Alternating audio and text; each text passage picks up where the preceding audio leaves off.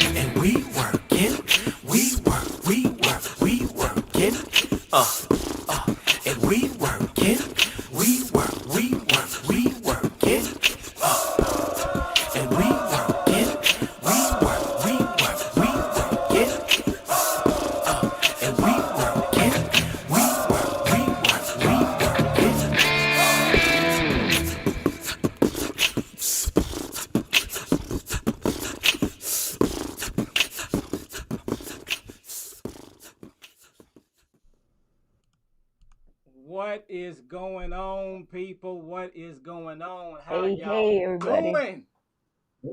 What's up? What's up? What's up?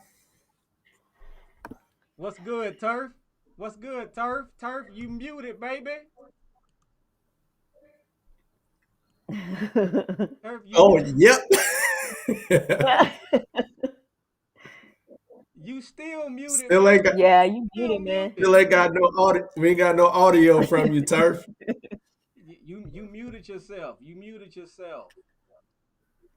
You still mumbling, baby. You still mumbling. What's going on, Polo? How you doing, PJ? What's Hey, up, guys? I'm doing It's gonna awesome. be a good one. I'm gonna Good take you. one. Ah man, I'm ready. this is for sure gonna be a good one. Already said I'm sitting over here like a little fanboy right now. Yeah. As I said on my IG today, it's Y'all like hear me now? Yeah. oh, oh, we there we got you go. There now. we go. Hey, there you are. There we go. Okay, all right, cool, bet. So what's up, Turf? How you doing, man? Bet. How you doing? I was saying earlier that I caught a buff over here. The screen was spinning and I didn't see the whole layout of the intro, but it's Here all we good. We go, here boy. now. That Turf internet, the internet dial up phone. You heard it, man. Hey, Hey, look, dude, stop playing around because you might end up catching the Okay, I'm turf gonna stop. virus. I'm gonna stop. You I'm go- gonna stop. I'm gonna stop. Stop. I'm gonna stop. Lord, forgive me. Lord, forgive me. Let everybody have high speed internet right now in the name of Jesus. That's That's right. Keep it up. Name Let's of keep it Jesus. up. Keep it going. go ahead and so, repent. so Let's So go. I ain't gonna front. Like I do think that YouTube is like way behind us. Like it's more than like a 20-second delay. Like because It I'm is. I'm watching Yeah. it over here on the side. It's like Yeah. way behind. They just finished seeing the intro. So welcome Yep. everybody. I hope y'all like that intro because That intro was that just was was fire. fire. Polo be Yeah. working. That just was All fire. kinds of ways Polo be working. And Man, Jay Pink is I tell talking you what. trash already. Who is it? Who is it? Look at J Pink. Jay Pink, you supposed to be better than that, Jay Pink. Pink I all. thought we buried that hatchet. Dang. Hey man, I tell you what. Next thing what we gonna see next, right? Turf cheated. Oh We'll see yeah. Turf Oh cheated yeah. now. Oh yeah. He's on his way. He's on his way. He's on his way. Yeah, man. I had fun making that, man. And I mean, I wish y'all could have seen me over here, man. I was over here jamming with it too, man. I was over here, You always jamming, man. You always jamming with jamming. it, man. What's good, you all, man? Welcome to the We Working live stream. We are glad to have you all. If this is you all's first time here, we're gonna start it right here with your girl PJ from Girls Line. A lot of people may not know her. If you don't know her, PJ holds it down. She is a PJ. woman in lawn care doing things that men do and doing things better than It's what a men. Yeah, she's movement. the whip. She's the whip. You know how they say the majority? She's the whip group. That's She it. whip Don't us and listen to shake. Turf. That's it. Don't listen to Turf. Do not. Don't let that man fool you. I'm just PJ chilling. is I'm the hanging whip, out like yo. everybody else. She be abusing us, man. Oh, what's going on, Ryan? How you doing, man? PJ holds it Ryan in down. the building. PJ has a PJ just she holds us together. She holds us together big time. So shout out Can you to imagine how big of a job that is, guys? oh yeah. Yeah, it's a big job. Yeah, yeah, yeah. We know. Yeah. We know. We know. I ain't gonna lie. Yep. Shout out to PJ and Girls Line. Now we're gonna go to my brother from another mother, Cam at Elevated Landscapes. He's the one with the single doubles, single doubles. He's the one. He's Mm. the one with the sickest backyard in the group right about now. That's right. Cam is Well, Now, that straight. front That's yard. just, true. just, Cam, hold on. just say whole yard. Just say whole yard. Oh, Just, okay, just okay. Come on, Cam. Come ain't, on now. I Come ain't on, playing no man. games right now. I'm gonna just go ahead and say it. Come The whole on, yard. man. He's the one that's holding it down his whole entire yard. He is a man that Hey, I I still can. got the crown. Oh, okay, okay. We're gonna get to you in a second. We're gonna get to you in a second. Hashtag turf cheated. Let me finish No, this man we up right here. Let me finish this we man up need a right fall strike contest because we're gonna hear that every time. So Cam is the man that I sat up there and I said that he loves triple D's, which is data driven decisions. That man don't do Amen. nothing if it's not a driven decision led by some data. He's the one that is on it, man. I'm telling you, we all are on it, but Cam is the first person that you be like, hey Cam, um, I need to know this, I need to know that or whatever. Cam will be like, all right. So first you need to do this. He started doing history and stuff. Yeah, I mean he breaking out soil tests and everything, man. I mean Cam be on it, man. He be on it. He be on it. Real talk. He Appreciate own it. that. Appreciate that, brother. Now, if you all don't know, let's get to that man right there. His name is Robert, but we call him Turf. This man right here. Let me tell you something about this man. That's me. Turf done been here before. He didn't been here before. I mean, literally, when God created Adam and he brought him up from the dirt, Turf was over in the bushes doing the soil test.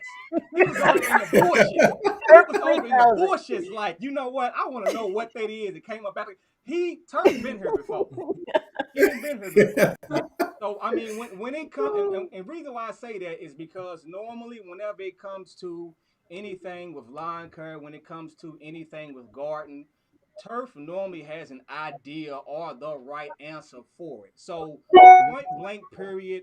My brother, we thank you for your knowledge, for everything that the Lord has blessed you with. Solid dude to help you out with anything. What is the guy's name you were just helping out? I forget his name. The young kid. Aiden. Aiden. Aiden went up there, sat up there, took time away from his family to go help Aiden out. Help Aiden do his overseeing and everything. I mean, talking about the guy would just do anything for you, just flat out. So straight up, dude, we had a stripe contest. He cheated, but he won. He won. Contest. He won it, but I mean, you gotta give him his crown. And he's one of them type of people that don't want to have another one. He just want to just kind of keep. It's Oh, no, we can do another one. We just need to Like wait what I till do the with my spring little when I get brother. a lawn again. Y'all can't be trying to do a lawn stripe contest in the fall when you know I'm homeless right now. I'm lawnless. I ain't got no lawn. He can't even participate. Y'all gonna try to run another time. Yeah, I can't even Yep. participate. That's Turf will be exactly out what there we're gonna do. swiping at the hotel. Yeah, exactly. You got the hotel ground. What's going on, Scott? And if if you all don't know Oh, me, that's I go hilarious. by the man of Polo. My name is Polo with Polo Fields Line Service. I'm based up here in Louisville, Kentucky. If you all are coming to the GIE, which we're going to be there in our We Working material, you all can definitely be able to meet us up there. We're going to have a great time. I can't show everybody the city, but I can show some people, you know. I mean, but we're going to have a great time. I went there in 2019. I had a wonderful time there. I met a lot of great people, got a lot of good information. And let me tell you, if you have not been, you're going to have a wonderful time. But as far as for me, they call me the life of the party. You know, the party don't start till I walk in, and I usually don't leave until the thing ends. Y'all know me. Mhm. I just make it do what it do, baby. I just make it It do. looks like they might be having issues hearing you, Like it's Polo. They might be having some issues. oh, okay, okay. So let me see. Someone said, Let's can't hear you, bro. okay. Let me turn it up. Can you all It hear might not be. me now? I can hear you much better on my end. That's for sure. Okay, Yeah, Yeah, you did. maybe You Deer went would. out. So okay. Maybe I Yeah, went down a little bit. Okay, let me rewind it back a little quick. My name is Polo. we good. They done called that already. Let's get into the show. Let's We get got it a man. We going. got a man that Okay, we let's need get to into the bring show. in. Hey, I don't Get wait. into As a fanboy, I don't wait long enough. Like let's okay, get okay, into okay, okay. it. So real quick, we'll just run through it real quick. If you all did not see the last show was over on PJ's YouTube, and it was basically simple line solutions. We had Brittany come bless us with her presence, and we had a wonderful time talking about simple line solutions, talking about the history of simple line solutions. If you all don't know about them, they specialize in liquid utility. They are awesome when it comes to DIY customer service because when you get in touch with them, they're going to make sure that you are taken care of. They're going to make sure that they answer your questions, whatever questions you have about any of their products. They have some good products. I'm going to be trying out some of their products, some of my on my test line. And we have Turf. Turf is basically familiar with their products. PJ's familiar with their products. Cam is getting ready to start using some of their products. They have some really good, awesome products. Y'all make sure y'all check them out. Simple Line Solution. You all got anything to add to that? No, but someone can you make sure you got the echo cancellation on It Polo? is We're getting. on. I'm getting. yeah. Maybe let's So check with our guest. Make sure that's muted. Yeah. yeah, that might.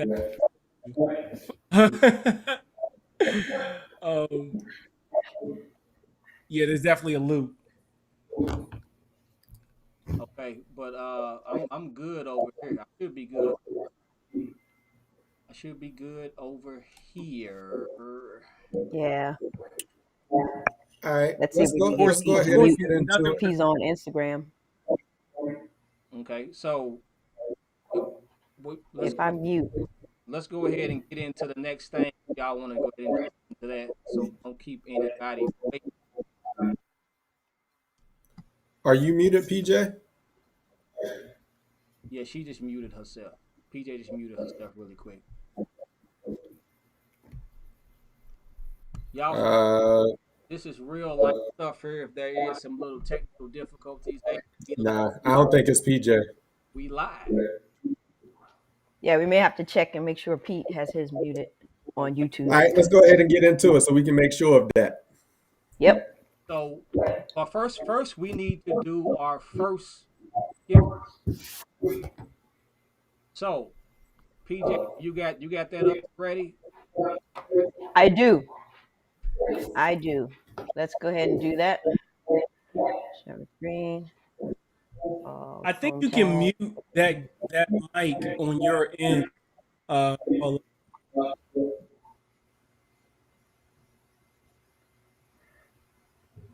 All Did that right. Can work? you guys hear me? Yep. All right. Can you see the screen? Yep. Yeah, go All ahead. right. Good deal. So, guys, I'd already had it ready. The first 5 people that were in our chat, we appreciate you joining us so quickly. And you guys will be up for the first giveaway. So I'm gonna spin the wheel right now.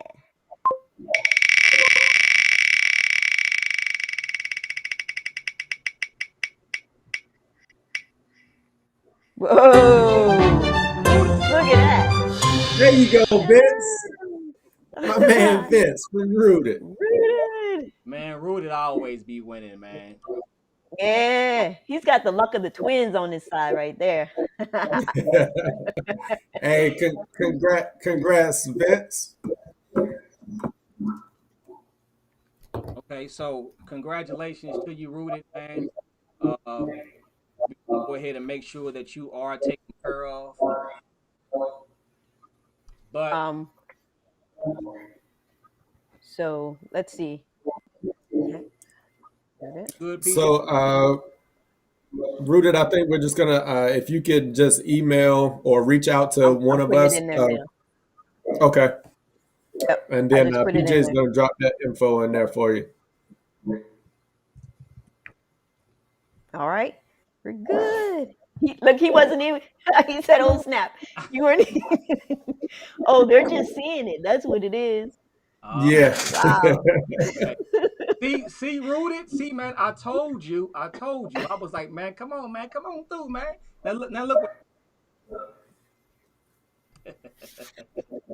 So that's awesome, man. Congratulations to you. Congratulations.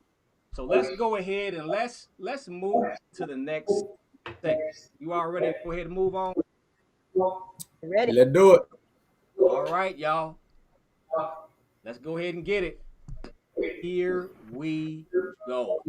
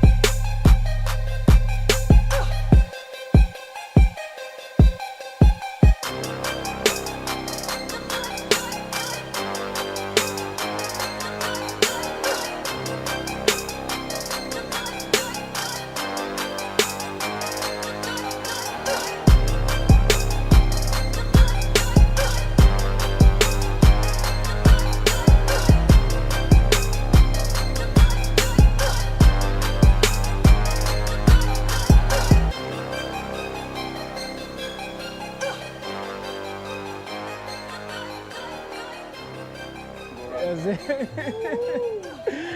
You notice when I do it, see my arms shaking? It's because I can't. Good God Almighty, you see that? Ladies and gentlemen, now we will bring you the man of the hour, Pete from GCI. Pete, how you doing, my brother? How are you doing?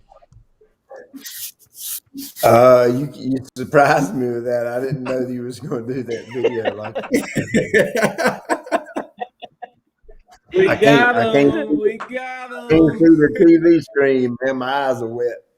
Ah, come on now, come on, man. That was really cool, man. I appreciate that. Hey, man, that You right there, deserve it. You yes, deserve that and more. that right there, man, that's all you. That's all you, man. From everything that you do, everything that you talk about, you are a great inspiration to a lot of the people in the community. From people Yep. that are just now joining, from people that's been following you for a long time. Every time that you come out with a video, we're in tune. Saturday mornings at 8 o'clock, we are in tune, my brother. I mean, and we really do Work. love, yeah, just like clockwork. We love everything that you sit up there and display to the community. So we thank you for everything that you do. That's Yes, all sir. you. Your stripes, your circles, that's you, my brother. That's you. We thank you for that. Thank you, man. I appreciate it. I take what I do real serious. You know, whether it be my faith, my family, my work, my job, Good old sun drop. my sun drop. I can't find Sun it. drop. And I've kind of always been a kind of guy that, when I do something, I'm gonna go, and this drives my wife crazy because it's almost a negative in a little bit of a way. But when I see something I want to do and I go after it, I'm full steam, full blown ahead. I don't have a second gear. It's always wide open as hard as I can go at it. So I'm glad that you like the videos, and hopefully you're learning something, and not only about grass but about just life in general.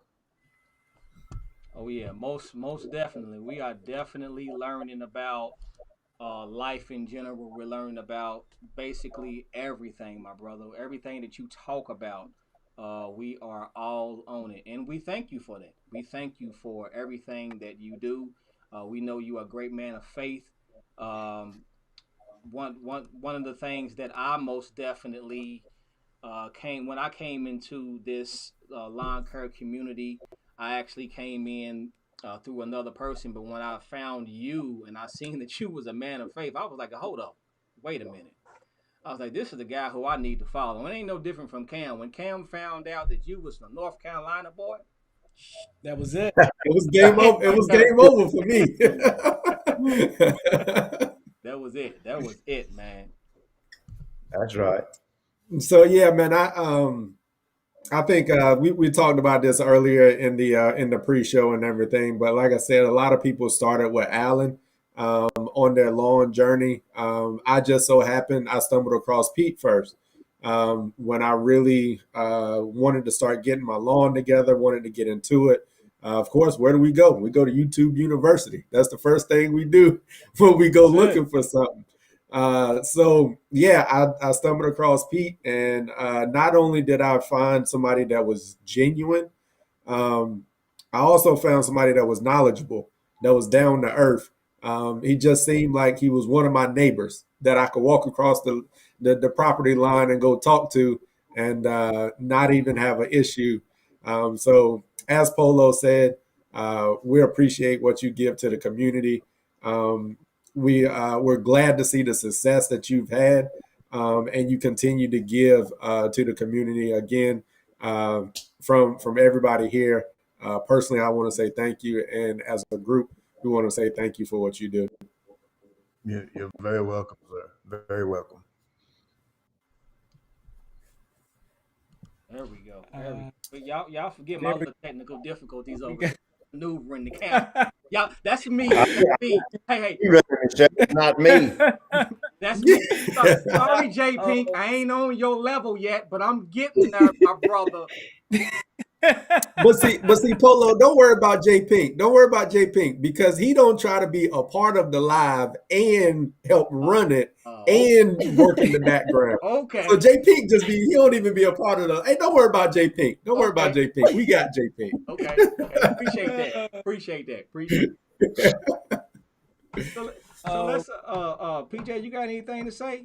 Got anything to say with Pete? Pete, hold on, Pete. Let me see that shirt. So I'm like, I already told Pete I'm starstruck. But yeah, look at that. Representing. The only one out of uniform is PJ. She's a Oh, she's really? an individual. Oh, I am. Oh, there we look at her. Oh, What? she custom with it. She custom with it. I forget that PJ is the curator. She's the curator. So You know I'm PJ custom with it. Look, why does J Pink always give me a hard time? It's all good. I treat it as love. PJ says she's starstruck. What else you got, PJ? Pete, I watch a lot of your videos and stuff too. And I also appreciate your honesty. I appreciate how easy it is to follow the things that you advise in the community. I mean, and there's not much that I can say, honestly. I mean, it's all out there, and just that we definitely appreciate you putting it out there and giving us your all. I mean, because you can tell in every video you give it your all. So that's awesome. I appreciate that. And I just found out that you don't live too awful far from me, so maybe we'll get a chance to ride up there and hook up and do a video together or something. Yes, Sweet. bring it on. Yes, sir. I would be love cool. it. Love I'd it. enjoy it. Absolutely love it.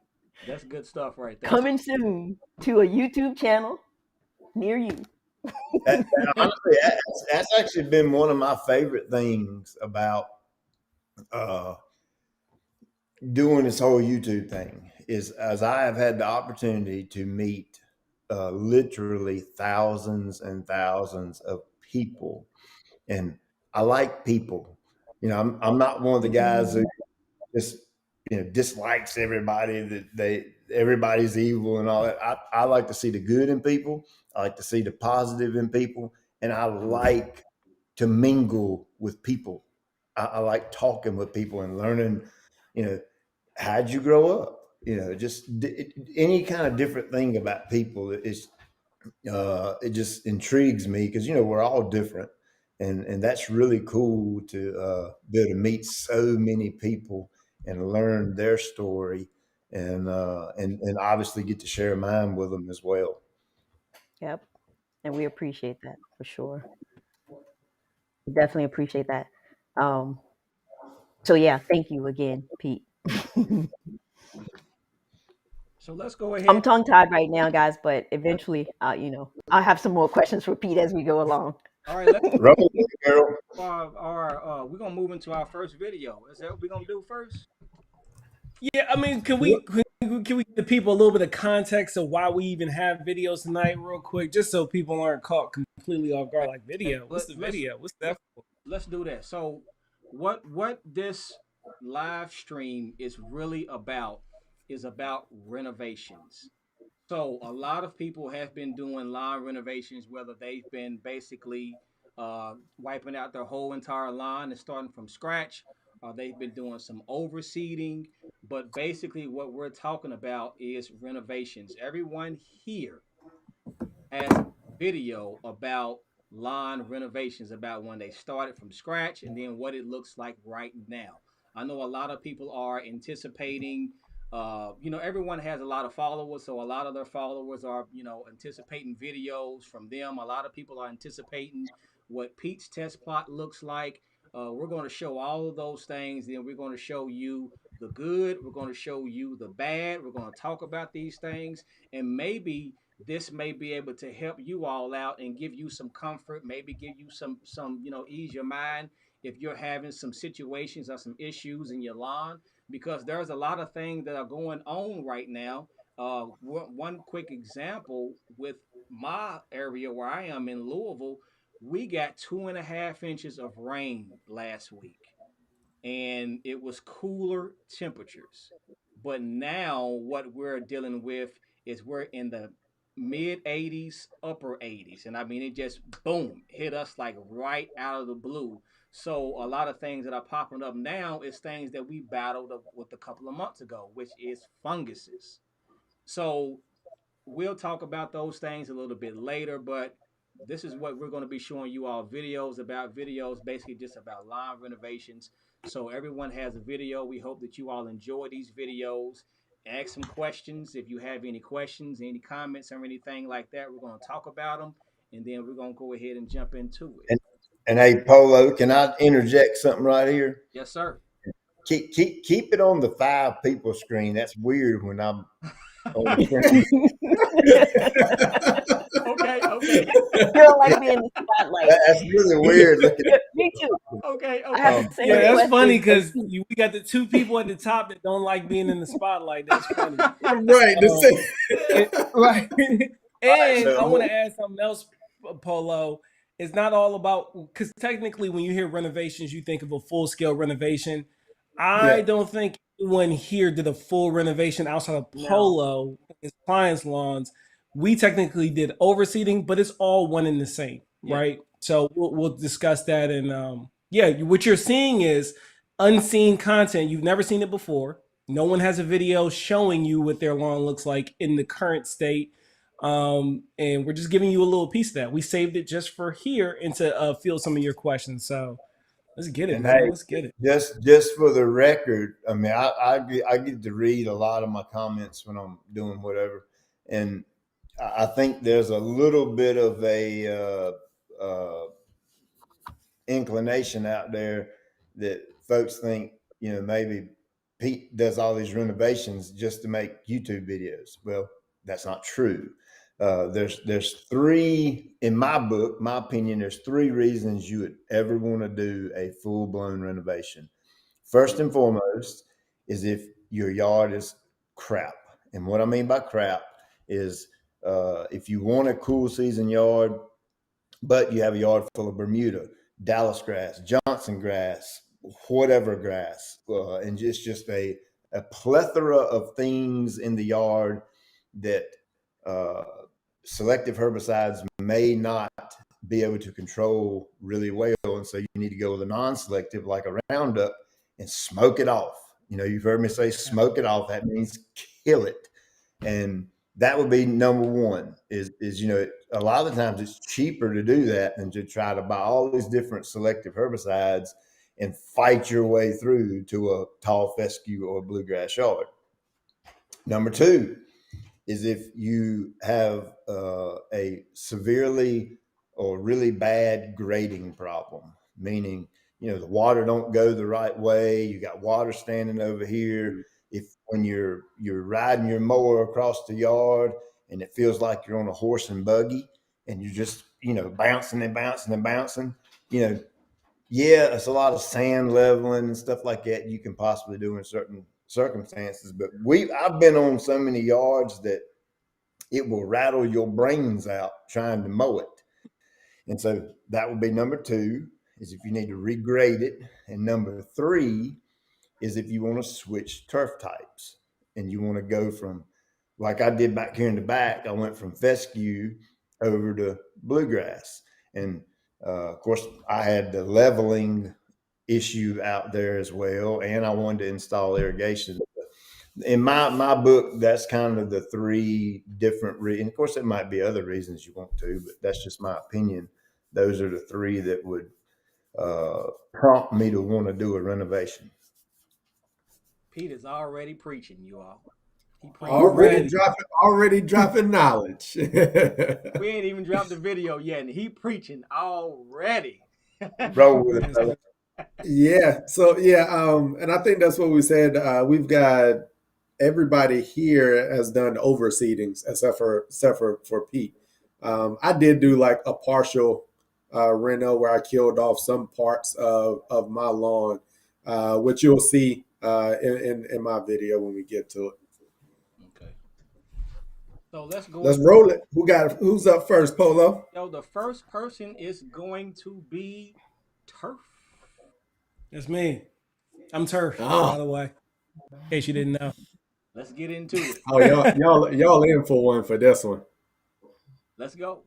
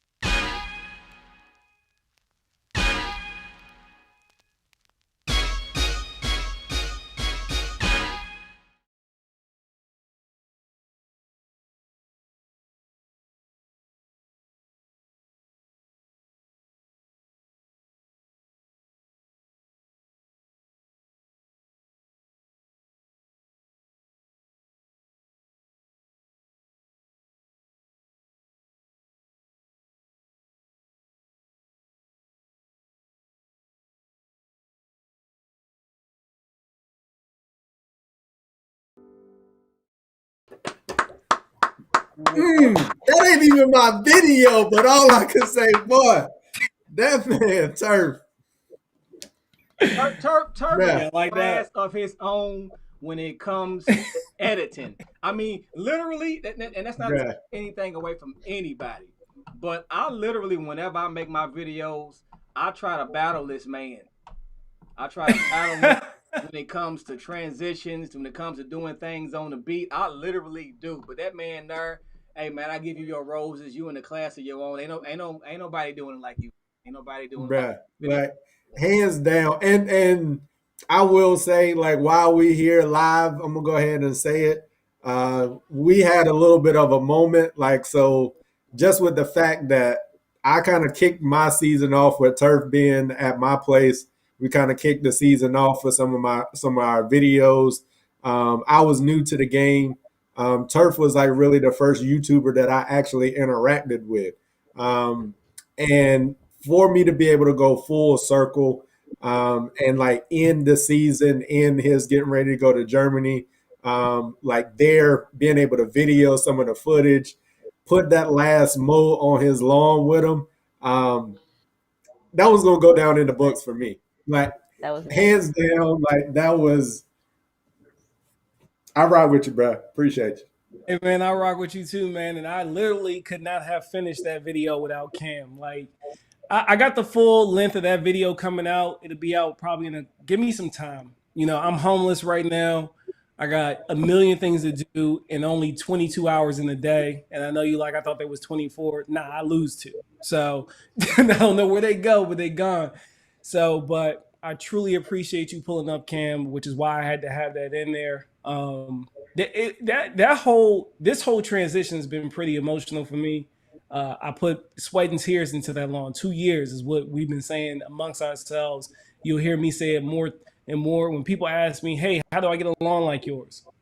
I tell them 2 years. 2 years of hard work and dedication and data-driven decisions. That's how you do it. And consistency, being able to consistently stay up with your mowing, your watering, which I actually, if you paid attention when I was cutting the front yard at the end, we didn't have any rain for about 3 weeks after I did my renovation. I mean, with my overseeding, and then I packed all my irrigation up. It was gone, so I couldn't irrigate the lawn, and it kind of was suffering from some heat stress on the front, but the side and the back. And let me tell you, and I want to apologize to anyone that's bought a Toro stripe kit because of me. And this is why. There's nothing wrong with that stripe kit, but I'm telling you, just go ahead and get a big league. Get a big league. My lawn has never laid a stripe like that in one cut ever. Get you a big league lawn stripe kit. I'm here to tell you, there's no need for me to do a versus video because you've seen it. That was like, usually when you see me striping with my Toro kit, I've made that pass a few times. I've made that pattern a few times in a few cuts to get it looking like I got that looking in one cut. So that was amazing. And some sharp blades. And keep them blades sharp. Super sharp blades. Those blades, man, I've literally never. You'll get the full video. Just give me a little bit of time. But this isn't really about me. It's about our guest Pete. And, go with it, Pete. Go ahead. That question. Hey, I'm gonna raise my hand right here. You have to, Pete. You have to interject. Go ahead. Hey, I'm gonna plug myself on this right here on sharp blades. I got something coming. You got Ooh. Nice. Hey, I'm gonna give you my address as soon as I get. Matter of fact, I already got my address, Pete. So you know, hey, I was just talking to Cam about, you know, I need to fix. Dealing with the cultural barrier and language. That's already going to be a thing. So I have to start sharpening my own blades. So if you need, we'll talk. I got a tool coming. I've been working on for almost a year now, and it's just about ready. Probably November, December-ish, something like that. I think it's going to be. I'm gonna still have some cuts left, Pete. We can talk. I'm gonna still have some cuts left. But this isn't like, okay. So you guys may have seen me first. Like Cam, the first time he ever saw me was on Pete's channel. Pete invited me. Well, I emailed Pete hoping that he would allow me to come and see him. And he was like, absolutely. That's how down to earth that man is. He invited me into his home, like I was like he knew me. No, I was a stranger, but he invited me in like I was family. He treated me like family. I can personally tell you while I was there, he has a great group of people working around him, to include his family. That video that you saw in the beginning, that's all him. The man that you see standing in front of you today is all him. He was just so genuine. And one thing about Pete's video that kind of threw me off, when he posted his video, he recorded so much more content that day. But then he edited that video to literally just highlight me, which I was very appreciative of, but I didn't think he was going to go that direction with his video. So thank you for that, Pete. You sent a lot of subscribers my way, although that wasn't the mission. I definitely accept that blessing that you gave me. So thank you very much. And then we even prayed before I got back on the road. So it was just a wonderful visit. But while we're here and we're talking about lawn renovations, I Hey, wanted to get after some questions. do you remember that? I remember. Hey, you remember I was around your head? We had to edit that part out, right? No, we kept that in there. I kept it in. That was a genuine moment that, we had just turned the cameras on. Welcome Was back fooling to around. my place anytime, man.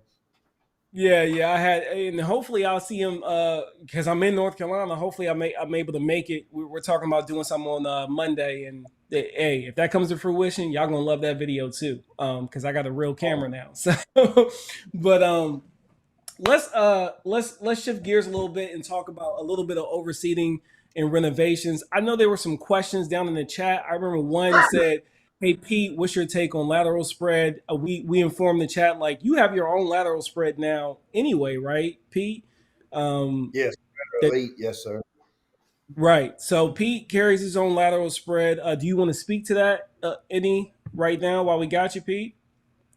Well, I mean, I'm not like I know they're out there. There's several different companies that make a, I got to put it in quotations, lateral spreading fescue.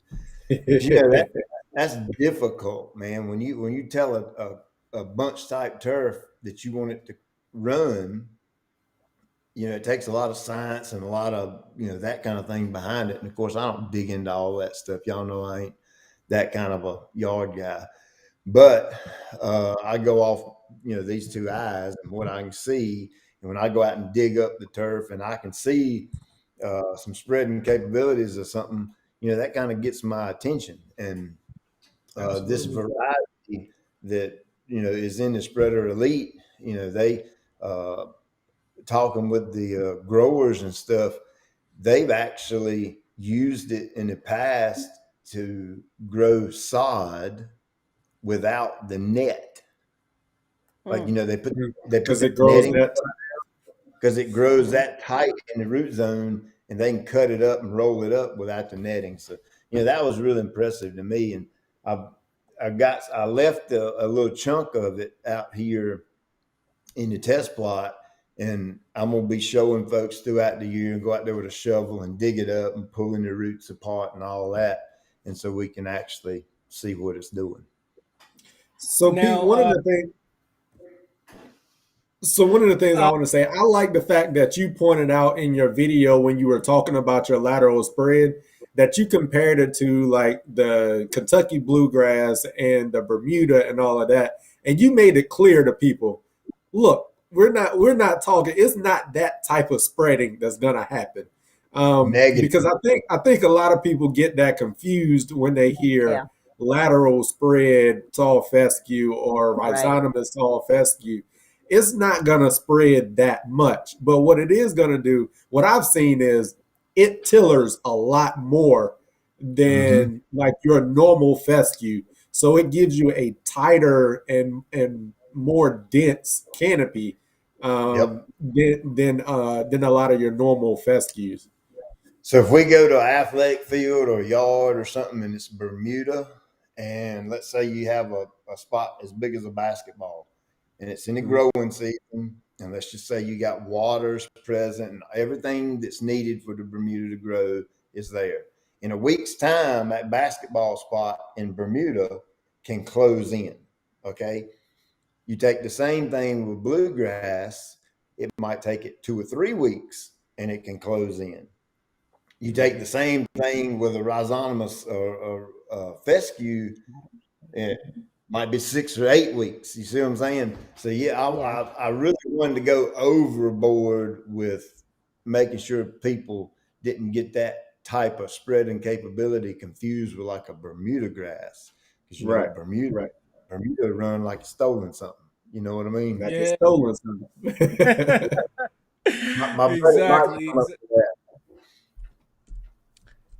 Yeah, so we got a couple more down here. So Pete, your seed's not necessary. You don't go through the process of getting your seed blue tag certified, but your seed is clean. And I think a lot of people rely on that label marking just like they rely on OMRI listed products with that stamp of approval, not understanding that it's just an extra fee cost that is supposed to give you a sense of it's supposed to give you a sense of you're just supposed to be comfortable with it, right? You're supposed to, I don't know what the word I'm looking for, I lost it, but your seed is not blue tag labeled, but it is clean seed nevertheless. And just because something has a blue tag on it doesn't necessarily mean that you're getting the best cultivars for your region based off NTEP trials, correct? Yes. So my understanding from talking with farmers that actually are out in Oregon and they actually grow the stuff, and then the guys that do my blending for me, the blue tag that's on a bag of grass seed, in a nutshell, certifies that the varieties in that bag are the varieties in that bag. That's basically what a blue tag does, and has nothing to do with the weed seed content of a bag. That's a totally completely separate process that they do. And once they do that, they take samples, send it off to a lab, and it has to be tested, lab tested, and all that for purity. And if it comes back, it's got a certain amount of content of weed seed. Of course, you can't sell that. At least I'm not going to. But our stuff comes back with, where it's been lab tested and weed free. So that's the way I've always understood it. That your blue tag certification has to do with the varieties. It'd be like if somebody blue tag certified me, it would be saying, "Yeah, Pete's Pete." Pete's not John. Something like that. And then your weed thing is totally completely separate than that. Right. And so that's news to me. I always thought it had something to do with the weed seeds or something like that, but we're learning. That's what we're here to do. I don't make or roll my own grass seed blends at all. But thank you. I appreciate that. And then we had another question about a Bermuda lawn. I believe the answer is yes, but I'm not a warm season guy. None of us are warm season guys.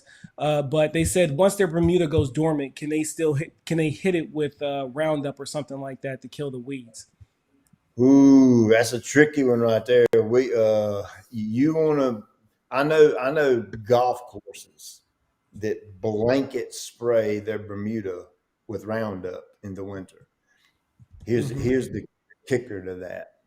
It's got to be 185% completely dormant, meaning you need to get down there and open up the canopy and make sure there's no green runners laying, still green up under there or whatever. And I've done it in the past in my own business, but that's like a January, February thing, not as soon as it goes dormant, you can spray it. You need to wait until it's like cold to do that.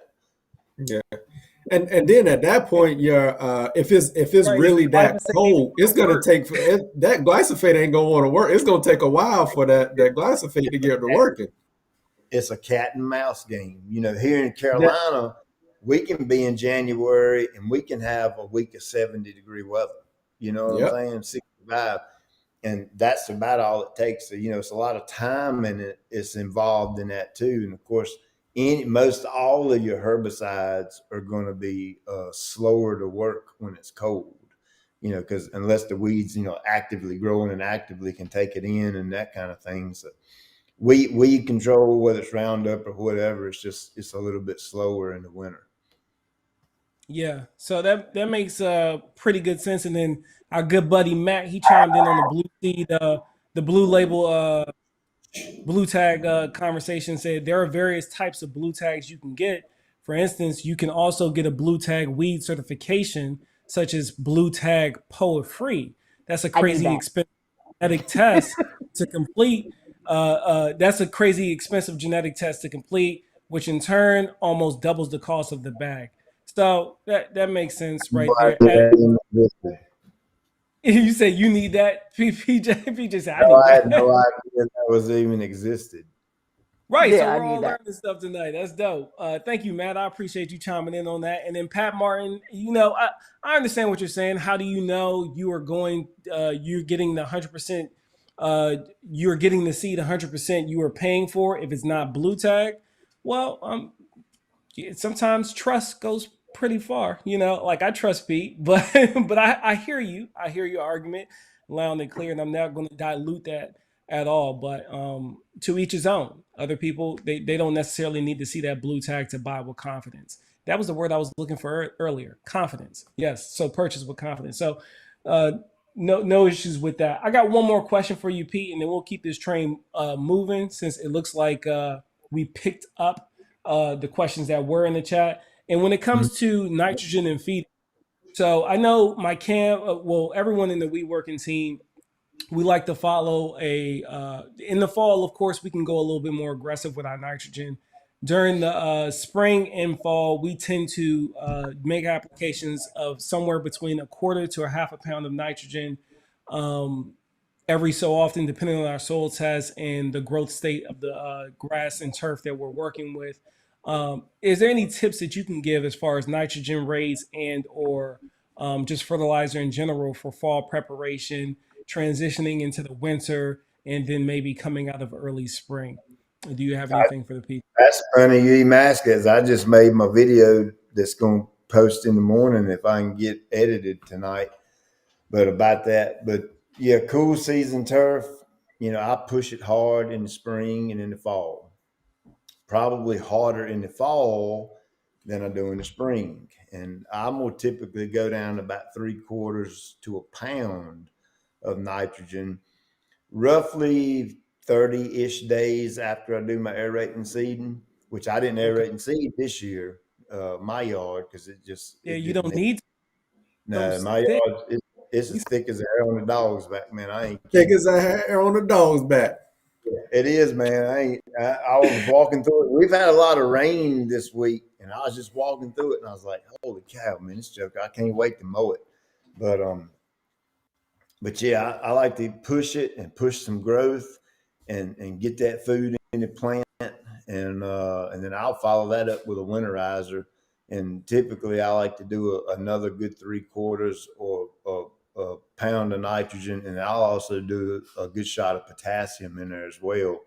Kind of help it with some stress throughout the winter because where I live, it can either be super cold in the winter, and then it can be mild. And I mean, I've even had winters where I keep mowing during the winter. Some of these folks watch my videos and see like a mowing video in January, and they're like, "Why is he mowing in January?" Well, the weather is telling me to mow. My grass is telling me to mow because it's still growing. And so I like that food. Now, obviously, if you live up somewhere north and you're under snow, your lawn care program is going to be a little bit different than mine. You may not want to be quite as aggressive as I am, but here, we have so much warm weather during the wintertime that I need some food in the plant so it'll keep doing its thing. Yeah, nah. Yeah. Nah, go ahead, Cam. You got it. Yeah, and Pete, I'm there with you. Even on those rates, I'm about the same. So I actually just put down my last granular last weekend. that I'm going down with, which put me right at about a pound and a half for the fall. So I like to get mine, as Pete said, I'm a little farther north. So I got to get mine down a little earlier so I can go ahead and get it into the plant while it's actively growing and uptaking nutrients. So from this point on out, like I've got all of my granular down, feeding that turf, and I'll be spoon feeding from here on out till my fertilizer blackout with some simple lawn solutions, just to nudge it along a little bit more here in the fall. You guys have blackouts too? Yeah. Yes, we So do. as of November 15th, I cannot apply any nitrogen or phosphorus um, but if you have an applicator's license, I will put that caption out there. You can put up to a half a pound down Really? during that I thought during that that was period. Yeah, during that period of time. But you can apply potassium. But once it gets that cold, I mean, just applying potassium, I mean, mm-mm. it really ain't no point. Yeah, once it gets that cold, I mean, applying any fertilizers, Yeah. kind of counterproductive. You know what I mean? Yeah, Hmm. yeah. So yeah, from November 15th to March 1st, in the state of Maryland. This is out to all of our community, anybody in the state of Maryland. I will have a video that I'll talk about it. I made one last year. I'll talk about it again when I wrap up the season. But from November 15th to May 1st, or March 1st, I'm sorry, correction, March 1st, you are not allowed to apply any nitrogen or phosphorus in your fertilizers, especially if you're a home lawn. Cool. Yeah. We have a question from Pat Martin. I'm getting a little bit more context from him. I'll go ahead and throw it out there, and then as he gives me a little bit more context, we can come back and address it after we move on to the next segment. But Pat Martin was asking, he was thinking about picking up a bottle of air rate for the fall. I asked him, for some more context and what is he looking to achieve. Then he came back with he wants to add some humic acid into his program and loosen up his soil. So I ask you this one more thing, Pat. Where are you located? What's your grass type? And did you mechanically aerate? Are you dealing with a severe amount of compaction? Are you hoping that the aerate is going to fix all of your compaction? Let's just get a little bit more meat and potatoes for that question so Pete can address it adequately. And then without that, I won't hold it up. Once we'll wait for Pat to come back to us. Polo, you can keep the train moving. You You're on muted, mute, bro. Polo. My bad, y'all. So the next video that we're going to go with is going to be Cam's. Let's get it, Cam. You ready? Let's get Yeah, you might need a little bit more volume on your mic too. Hey, yeah. Bump yourself up, back up. okay, I think I'm straight now. So Nah, that a little bit more. I'm still not straight. Now you good. Okay, okay. Here we go. Cam, Let's do it. let's do it.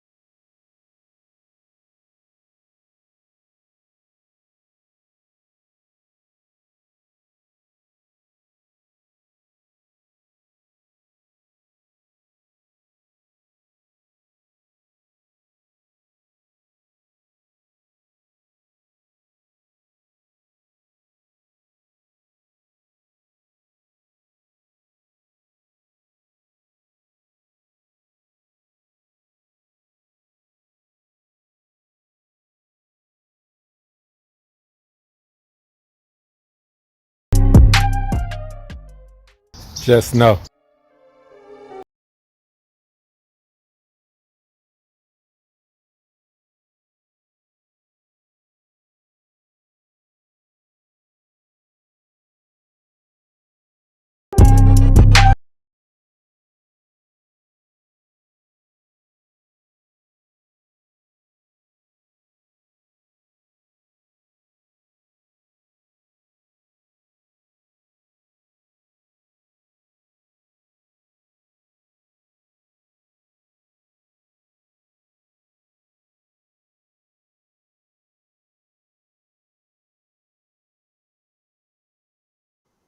All right, all right, all Yes, right. sir. Yes, All right. sir. Yes, sir. Yes, sir. Hey, we Look at working, that baby. We strong. Look at working. that strong runner up to the stripe contest. You know. Hashtag turf cheated. Uh, uh, Cam, when you get after it, I just want to highlight Tretra had a great question. I think you can address during your segment. Okay. So yeah, I'll go ahead. Well, shoot, I'll go ahead and start off with that one. The reason is so we're right here close by the bay. So that is a not putting fertilizer down is actually a law. That's not a option. That's not a choice of what we're doing here in the state of Maryland. So we are right here by the Chesapeake Bay. So all the waterways and everything, and it even goes into phosphorus. So it is a must that you have to have a soil test to be applying phosphorus to your soil. So those are laws of Maryland. You can actually look it up. I think it's the fertilizer law of Maryland is what it's called. And you can find all of those details that I just discussed, even to the point that you are not allowed to apply more than zero point 0.9 pounds of nitrogen at one time in one application, That's and right. it cannot be more than 7% slow release. Yeah, So yeah. And I'll add on to that a little bit, Cam, if you don't mind. It yeah, just since we're explaining the why, Matt, that's for you. Explaining the why. Um, So during that time period, our grass is dormant. You know, so those nutrients that we're putting out and watering in, it's not being absorbed by the plant, not at the rate that it needs to be. So what does it turn into? It turns into waterway pollution. And being so close to the bay and having bay-wise conservation acts is you're wasting your money anyway. You don't want to fertilize during those times because the plant's not going to use it. The plant's sleeping. It's full already. You should have put it to bed full, and until it wakes up, it's just going to leach out of the soil. It has a higher risk and chance of leaching out of the soil, especially if you don't have adequate moisture on the soil surface, and it becomes almost hydrophobic to a point, and then it guarantees runs off into your waterway system. So, in combination with what Cam said, it being the law, that is also why it's the law to protect the bay because the plant's not really going to use it anyway. There's the why for you. Turf is explaining the preaching. why. Turf is preaching. um, yeah, and then But yes, Pat came back around and he did say he aerated Cam, and he's in okay, Indiana. If you still wanted to bring that full circle while you got yeah. the mic. So Pete, we'll just bring that one back up. So Pat was saying that he did mechanically aerate. He is in the state of Indiana. We didn't see the grass type, but I'm guessing it's cool season if he's in Indiana. So he's looking to buy some aerate. He's dealing with some compaction, looking at possibly adding some humic also to his program. Do you have any recommendations? What's your take on that? On that approach to help with that compaction? Well, I found that nothing you do helps as much as mechanical aeration. And of course, opening the ground up a little bit so that water and air can get down in there. And of course, that ain't going to mess with, the top, 4 inches at the most or whatever. And of course, it might go a little bit deeper. But man, I've been using humic I started using humic 14 years ago ish, maybe. And that was kind of, I think it was called Actisol was like one of the first brands that kind of come out there, and out of that, of course, nothing's ever going to take the place of NPK. Okay, nothing's ever going to take the place of a good strong fertilizer program. That's number one first. But then things like these biostimulants and stuff and humic, I've noticed a lot less compaction in my yard, because it's introducing some carbon into the ground and that kind of thing. And when I started using it on my yard, of course, I was really heavy with it, and I started noticing a lot that you seen that video where I can drive it. It's like 33 inches. I can do it with one hand, and you couldn't do that before. So I attribute using humic and of course calcium. I'm a big fan of calcium too. Using that very consistently for years and years, and it'll eventually help to relieve some of that. So on the lines of that, Pete, you talked about over time, like how you've been able to build that over time and been able to drive that probe that deep. Do you think, and you talked about your fertilizer program, do you think the fact of growing good, healthy turf on that soil has also contributed to the fact that now you've got those roots that are deep down in there to actually helping with some of that compaction? Absolutely. Also? Absolutely. That's more important than any biostimulant you can put down is having a good, healthy, strong turf. I can't remember what video it was, but I pulled a core out, and my turf type tall fescue roots are 14 inches deep. Wow. So let that sink in. 14-inch roots. That's amazing. And Matt's talked about that root cycling effect where roots will die off and become organic matter. And the more that you get down deep in the ground, the less compaction you're going to deal with. And matter of fact, I ain't stuck that probe in the ground since that video last year. And I went out there last week just to see if it would do it. And it just kind of went straight down. With no problem. Nice. That'll never happen in my yard. Never. You can't say it wrong. You keep at it and you be consistent and you keep driving those roots deep in the ground. It absolutely will. And Pete, that's one of the things that I wanted to point out. A lot of the things that you do in your lawn and a lot of the things that people see is one of the things I like to talk about also is having some patience. Like this is one of the things that's going to take some time. Like you're not going to end up with a Pete Denning lawn in a year. No. Well, let me clarify my statement. My statement was more because I am dealing with rocks.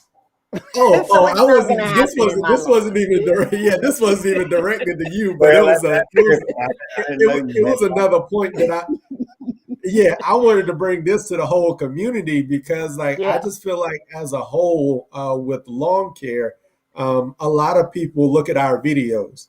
They see Pete's lawn, they see our lawns, just like turf, and we've got the saying in the chat, 2 years. That's 2 years. That's 2 years of work. When you look at my front lawn that hasn't been fully renovated, but that is going on. That is 2 years getting ready to go into year 3 of a solid fertilization plan, quality seed overseeding. And Pete, I think, is working on probably 8 or 9 years of working on that lawn that he's got at around his home. I think you're on year 8 or 9 on that lawn, Pete? 10 years. We bought this house when Jack was born, and I renovated it the following year. So that'd be about 9 years. Yeah. So Pete's turf is mature. What's going on, buddy? Hi. Oh, we have a cameo. Good to see you. You're live on YouTube, bro. What's going on, Jack?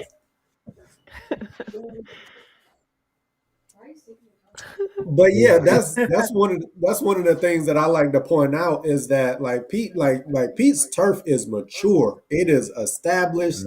It's been through some ups, some downs. It's been through some army worms. It's been through a lot of stuff, and that's one of the things I try to talk to our community about is don't get discouraged if it doesn't work out your first year. Don't get discouraged if you got some issues. First year turf is finicky. It's just like a newborn baby. The biggest thing I found in doing this for almost 20 years is consistency. Yeah. You know, whether you grow turf Pete's way, or you grow it Matt's way, or you grow it Paul's way, or you grow it Tommy's way, whoever, find something that works, that the turf likes, and you get good results, and you're seeing improvement, and then you replicate that over and over and over. Lawn care is a very repetitious thing. And what I'm saying is, you mow the grass every week. You know, you repeat it, you fertilize it ever so often, you repeat it, you aerate and seed every year. It's repetitive, and you just have to be consistent with it and don't, fly off course. I used to be the world's worst about finding, looking up and saying, well, I'm going to try this new thing on the yard and I'm going to replace what I've been doing. It's been working for 3 years or whatever. And I just don't, I'm just a consistent guy when it comes to my lawn care. Yeah, the name on the bottle might change every now and then, but the actual things that go on the yard, whether it be NPK or whatever, it's pretty much going to be the same at a certain time of the year. And it's just, I repeat that over and over and over. And I think that's a big contributor to why my yard looks like it does. Yeah. And it looks amazing, by the way, all the time. And not just mine.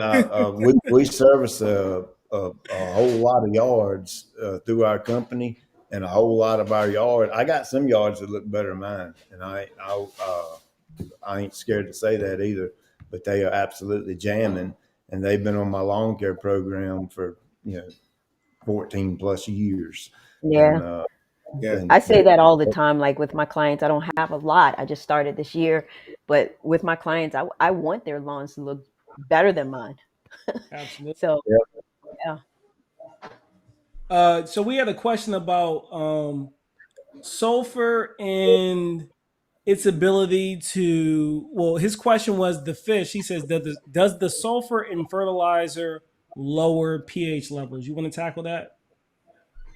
What is it? I think it's elemental sulfur will drop pH down. Yes, we know that elemental sulfur will do it. There's some fertilizers out there. One in particular, Higher Bricks, that has a large volume of sulfur in it. It also is an ammonium sulfate based nitrogen as well. And we were talking about this amongst ourselves in the group, that I wonder if the high amount of sulfur, that the content that's inside of that bag, and I know some people don't like Higher Bricks because the micronutrients are in the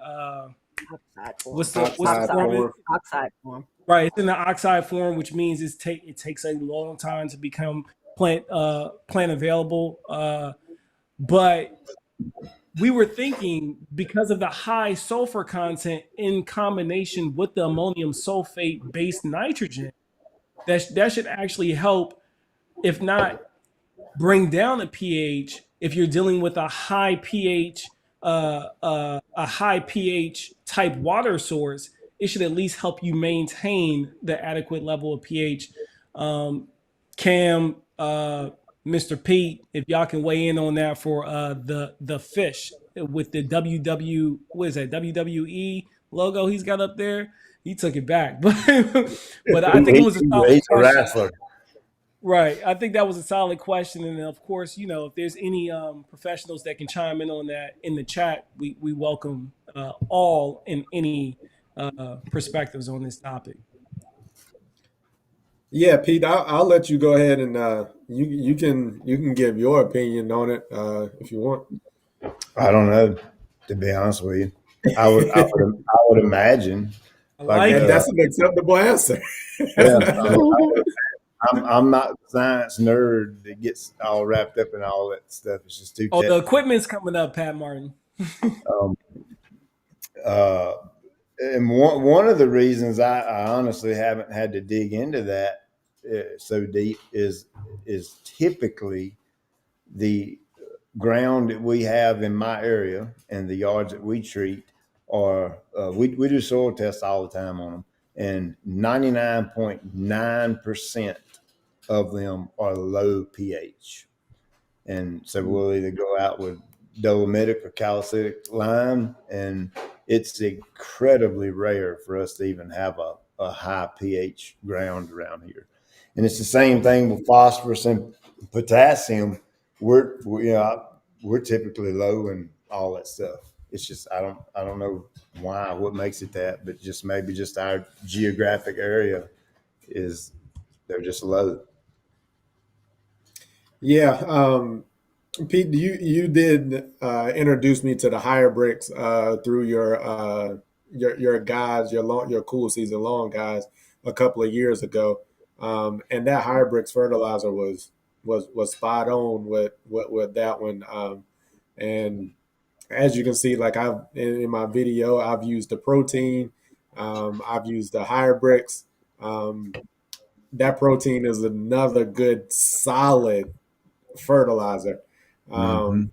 And it definitely so I compared it to two other fertilizers this year, and it just feeds much differently. Like, so it is a slower feed. Like, it is definitely a slower. You will not get flushes of growth from it, I, but I've it is actually very gotten consistent. I've actually gotten some complaints through our, like our customer service thing through email.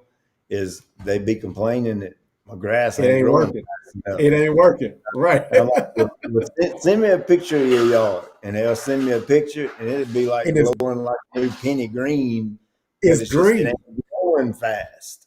And Yep. they use these super fast release fertilizers, and they got to mow it every 24 hours, and Yep. they go with this the protein, and then they still get the color, still get the thickness and the density, all that stays the same, but it's just not growing 100 mile an hour, and they almost act like they mad. I kind of Yep. like not So going all the time. So, so PJ, that protein's not for you. Protein's not for you. If you like I PJ mowing likes know. every to, other day, don't I'm do PJ it. happy likes with to get higher out there bricks. and cut. But yeah, that is true, and I've seen it, and I've seen it in action. That protein is not gonna, but it's very consistent release. Mm-hmm. Um, it was like the entire season in my backyard where I was using it, and that's what I was using in my backyard all season. It's like every time I cut it, I cut the same amount off of the lawn, like the Mm-hmm. entire year. Whether I just applied the fertilizer 2 weeks after, or if it was 4 weeks after, it's like it was feeding consistently. So that is, and I think being that I have a low CEC soil, that's a benefit to being able to do that and get that slow feed and that consistent feed on it, rather than that quick release type of fertilizer. Yeah, I know. I noticed. This is my first full complete season using it. I used it some last in the fall when we were talking with them, but I also noticed a more steady color. Mm-hmm. Sometimes throughout the year you apply fertilizer and you get a spike of color, and then 30, 45 days later you notice that color kind of level off and you Yep. lose that rich color. But I've just noticed with the protein that I maintain that color, all year. Yep. Agreed. So we're gonna get into one other topic. Turf, do we have any questions that came in? I haven't been looking at the Um, chat. Jamie, Young. Well, we got a few. We're gonna do. Well, let's just do a rapid fire real quick. Jamie Young, what do you guys suggest to raise your potassium levels? I would look for a fertilizer that's higher in the analysis for the potassium, and then also pay attention to. You just heard Cam reference his CEC value. So if you have a lower CEC number value, that means that your soil type does not do the best job. Doesn't do the best job on holding on to nutrients. So maybe you want to look at doing more of a spoon feeding where you feed it more regularly, more frequently, and regularly to maintain an adequate level of potassium in your soil profile. Now, if you're on the flip of that and you have a higher level of CC, which means your soil can hold on to those nutrients a bit longer, then that lets you know that you can do a slow feed, get something like a protein that releases nice and slow. But you're going to want to make sure that the potassium value in whatever bag of fertilizer that you're using is the highest number during certain stages of the year, specifically spring and fall. That's really where you're going to give your potassium. And then that also goes with your balance of your soil test in itself, because you need to be maintaining some type of adequate feeding. Nitrogen helps drive bust, so on and so forth. So I hope that kind of gets after your question there. Then monkeys, no, who was it? We got the sulfur question already. I did see another one. A lot of good information coming in the chat. Guys, keep it rolling. I did see one. I think somebody asked me about how did I take care of the brown spots that were in my lawn. So I killed those off. Those were grassy weeds that had been troubling me, and they're right in my front yard, and I got to look at them every time I sit on the front porch. So I put some holy water on them and got rid of them. And then after that, I went in and I just scalped those areas down. And you saw I did my normal aeration and seeding right over top of it. Went a little heavier in those areas because at that point there was no grass there at all. So I went at like a bare seeding type rate, right around that 8 pounds per 1,000 ish rate. So that's how I took care of those, and I'm just growing them in. Didn't apply anything special to those areas other than a little bit more seed. And I've been feeding it just like the rest of the lawn. And I cut it today, and those spots are almost completely blended in with the rest of the lawn. No additional iron or anything applied to those areas or the lawn to make them green. Just time and feed. Boom. All right. So if nothing else, we're gonna roll into the next one. So just to talk about so tillering. Pete, when people do overseeding, one of the big questions or renovation, when's the first time I can get out there and cut it? Like when is that time that I can actually get out there and cut it? I know my philosophy is probably a little different than most people and what most people go with. But what's your take on when should you get out there and make that cut? And give us a little background on that. Well, in my local company, that's probably the single most asked question that I get during the fall of the year. When can I cut my grass after seeding? And, my answer is always the same. And it's kind of I don't mean to sound like a smart A, but you cut it when it's ready to be cut. It's very difficult to say.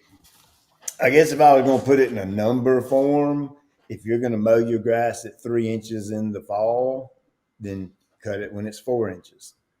And that's just a real difficult question to answer. I've got customers that'll let it get, up tall and super bushy and shaggy and then mow it. And then I got customers, as soon as the shortest grass blade will touch the mower blade, they'll cut it.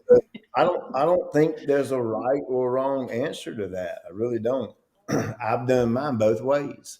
The bluegrass out here in the back, I've mowed it already, and that was before I redone the washout.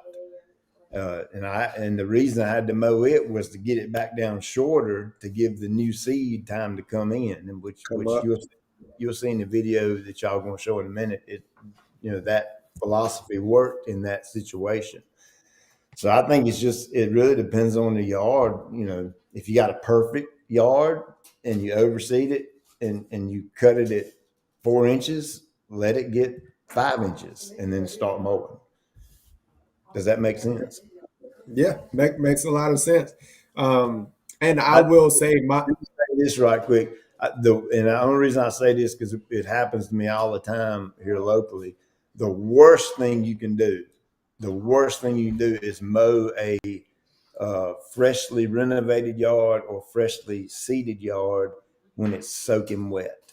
wet. Yeah. Yeah, Must I've be seen that patient happen. and let it dry out so you don't Yeah. track the yard up and all that kind of stuff. Yeah. Yeah, I agree. So like I said, my take is normally is more along the lines of what you did with your bluegrass renovation. I'm not afraid to get on mine after overseeding or a renovation. I ain't either, bro. The time I will caveat, I'm not getting on it with a zero turn or anything like that. I'm going with a light piece of equipment just to get on it, cut it, and get off. Sharp blades, careful turns, and get on it and get off, and don't be playing around with it while I'm out there doing it.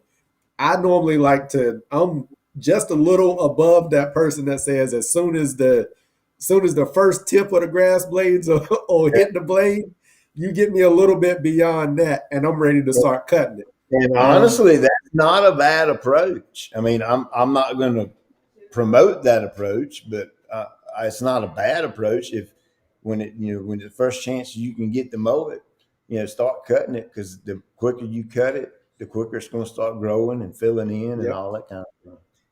And that's the exact result that I saw. So I tested like 2 areas last year in the fall. One area I kind of waited until I think I gave it probably like 3 or 4 weeks before I got on it. The other area I was on it in a week and a half. I gave it a week and a half to get up, and I was on it and I was cutting it, and I cut it consistently. And I will say the area that I got on quicker, it filled in and it thickened up, and the plants started tillering a lot quicker than the other area that I waited. So it's up to you guys. I think Pete's gave his take on it. I've given mine, and I don't think there's a right or wrong way to do it. But I think we should heed Pete's warning. Just let it dry out, and don't get on a wet lawn or newly renovated or seeded lawn when it's wet.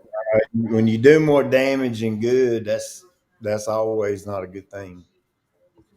Now, Pete, I want to circle back on something because we kind of glossed over this in the beginning, and it definitely feeds into our next segment. So pay attention. But Pete, tell us a little bit more about you, your company, where you started, how things were established, and what made you take the leap to the full blown GCI Turf as we know it today. How long you got? Got as long as it takes, brother. And when you give us that, let us know what your favorite piece of equipment is, because Pat is very interested to hear more about your equipment. Okay.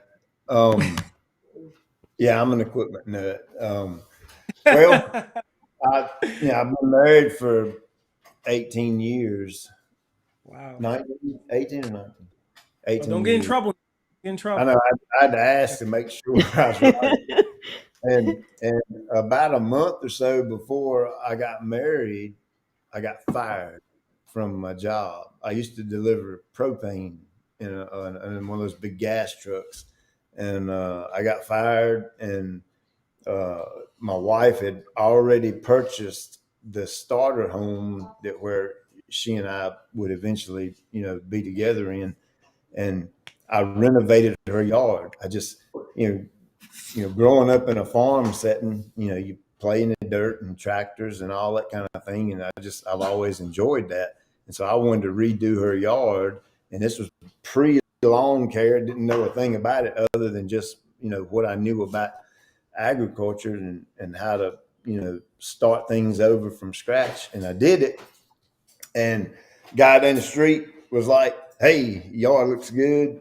Can you help me out?" And so I did. And, one thing led to the other.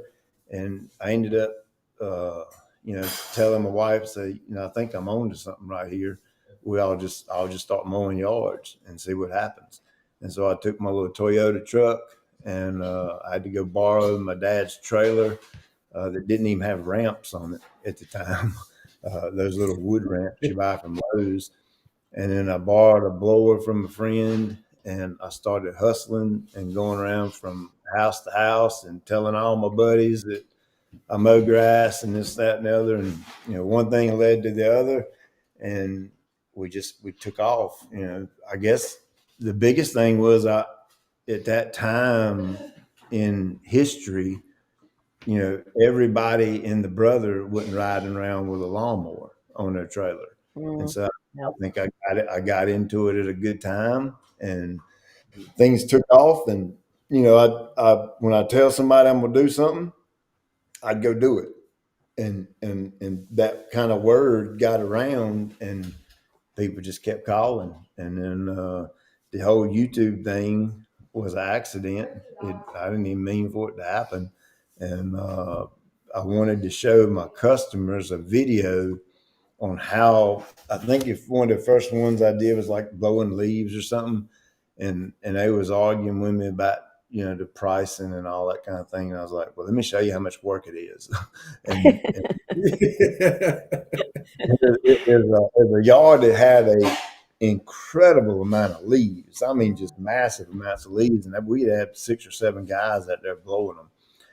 And so I showed them in a video how to do that. And I had to use YouTube because you couldn't send it out to, hundreds of people in an email at that point in time. And then people on YouTube just started asking questions. Well, how you do this and how you do that? And I was like, well, I'll just make a video on it. And, it just kind of, I didn't plan it out. It just kind of happened. And I've always been somewhat of an intuitive guy. I can kind of, when I see something happening, I can kind of get a good idea of where it's going. And so I just jumped on the train and took off riding. And here we are. I'm on here making a video with you right now. There we go. And Pete, hey, we're glad question. that accident happened. Right. Yep, we are. Exactly. So we got a guy down in the chat. He said, what does GCI stand for, Pete? GCI stands for Grass Catcher Incorporated. And that was our original company name. Did you come up with that name? My wife come up with that name. And it was originally Grass Catcher. And then when we got big enough, we had to incorporate, which kind of separates, if you don't know what that is, that separates me and Tammy as owners from the company. So if something happens in a company truck, they can't sue me and come take my house. It's all company stuff. Yeah, right. Gives you some degrees of separation and some coverage as far as life. And we ran with that for a long time, and then that was back in 2004, right? Yeah. I got my first. How do I want to say this? I got my first high-end property. I was playing golf with a fella or playing behind him, and I hit into him. And he was over top of the hill, and I never saw him. I hit over his head and went up there, and he was, fussing at me for doing that. But we ended up talking, and he was like, well, I hate mowing my grass, and my little radar popped. Well, I mow grass. And so I went to his home, and we went back in this gated community in Greensboro in this massive, humongous house. And that was my first real contract or whatever. And I got hooked up with him, started doing his yard, and I would contract out one of the big major national weed control companies because I didn't know nothing about that stuff. All I did was mow, and as time went on, I was like, well, this weed didn't die. It didn't. The guy just sprayed it 2 weeks ago, and so I started complaining, and then finally I said, you know what? I'll just do it myself. I'm gonna do it myself. That's where the fertilizer and weed control part come in. And then once, I started digging into that and teaching myself and all that kind of stuff, how to do that stuff. And we started growing that side of the company. And then my wife and I sat down. I was like, you know what? I think this is what I want to do. This is the direction I want the business to go in, is more turf related instead of just mowing. And so we wanted to rename the company so that it will tell the person looking what we do. And instead of grass catcher, we just took the first letter of each one and made it GCI and put turf behind it. And that's kind of how it all happened. Yeah, and you graduated to a business that not only provides immaculate services, taking care of wonderful lawns, but you also have developed quite a few products and business relationships, which rolls us into what we want to highlight. Some of the the most favorite thing from everyone here that has had their hands on it, and PJ's the only one who hasn't had their hands on it, is that spray tip assembly that you have. Oh, Pete? buddy. Oh no, you're wrong. I have it. Oh, you got it? Oh, look, Yeah, PJ, come here. I was wrong twice. I absolutely have it. Okay, all right, cool. Well, PJ got your tip assembly too, and it is the bombdiggity.com. Man, it is amazing. You're a lot more productive with it, which is why tonight, Pete didn't know we were going to do this, but we're going to give one of those assemblies away. Hey, I tell you what, why don't we make it even better than that? Why don't we just do? We gonna hold on to that, Pete. Hold on. Yeah, we're gonna do that. Yeah, we're gonna hold on to that, Pete. We're gonna hold on. Don't let the cat out the bag yet. But this is something that we wanted to do from the We Workin team to you being the community. And we want to give y'all one of these nozzle tip assemblies. Now, disclaimer, you do need a tip assembly or a backpack sprayer that is able to interchange tips, similar to T-Jet tips, although these are not T-Jet tips themselves, but we find them to just be superior to pretty much any tips we've come out and across. And we're going to do that tonight in an interesting way.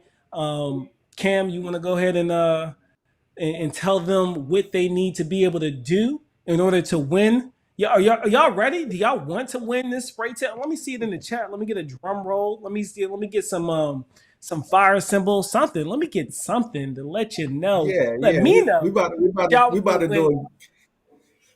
to do a giveaway. Let's see if the people are ready for it or not. Wait, fire signs or something.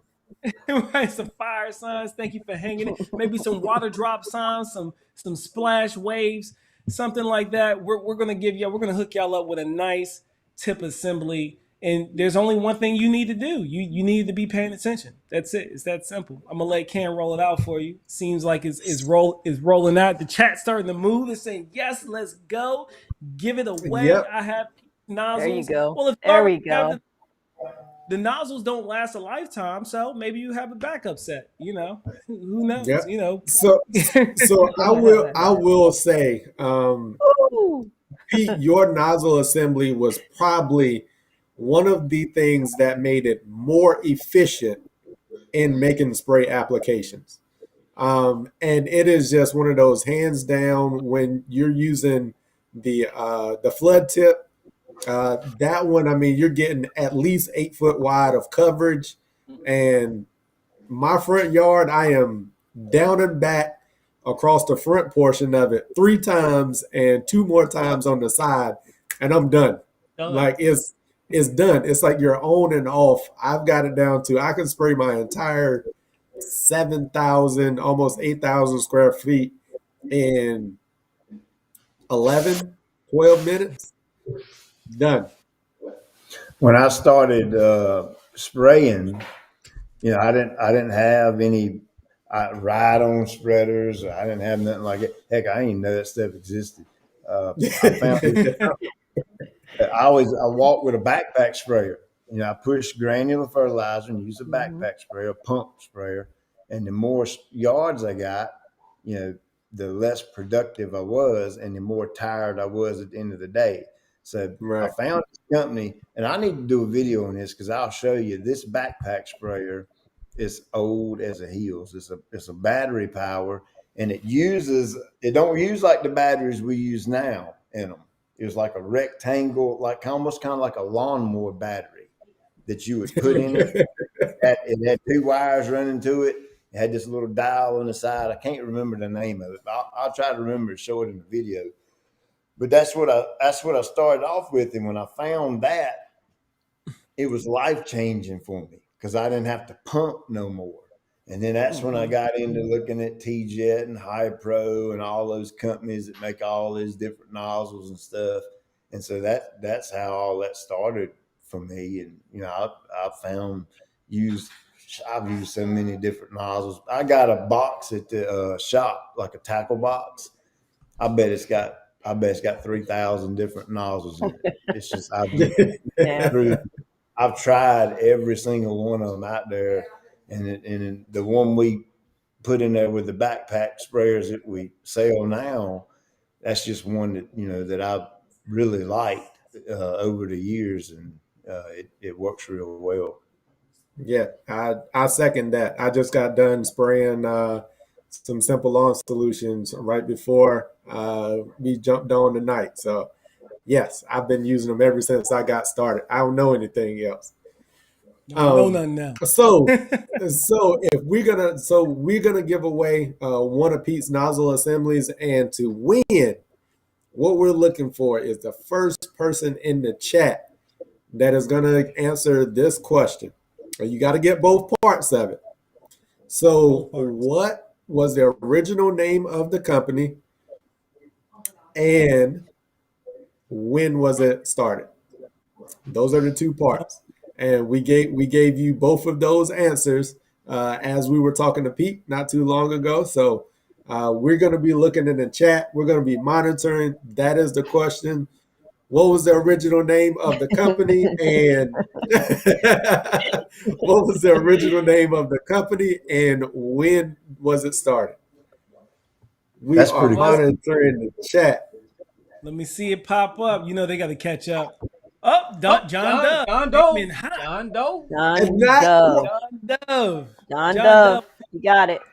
So right there, we got John Dove that came through with it. And yeah, I think we're gonna go ahead and drop the contact information in there. Boom. There it is. Email us there. Reach out to us.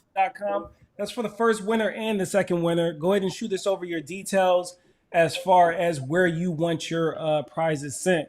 So the first prize went. What was that? That was a shirt, right? We gave away a shirt. So we gave away a shirt. And then now we got a nozzle temp assembly out there, and there might be another giveaway. You might want to hang on. We're more than halfway through. I'm gonna guarantee they want to hang around for the last one. Yeah, I'm gonna guarantee you want to hang around for that one. Because hey, I might even try and enter that one. Yeah, I'm gonna be down there. I need to enter it too. No. Yeah, can I play? Yeah, you'll love those new tips, John Dove, though. I hope that you can put them to use. And if you don't have a backpack sprayer that can fit those tips, you might as well go ahead and upgrade, man. You might as well go ahead and upgrade. Go ahead and grab you. Listen, the Strong backpack sprayer, I'll go ahead and say it right now, even though I'll be making a video on it here in the near future. It's the best value out there on the market. There's a lot of great sprayers out there, but you get that backpack sprayer along with Pete's tip assembly, you have one of the best value backpack sprayers out there on the market, hands down. When it comes to quality, comfort, performance, reliability, you got it. I'm trying to tell you, you got it. All All right. right. So we're gonna roll into the next segment. Polo, take us on to the next segment. All right. The next segment, the next video is going to be Mrs. PJ. Mm-mm. Up into it. We Here we got go.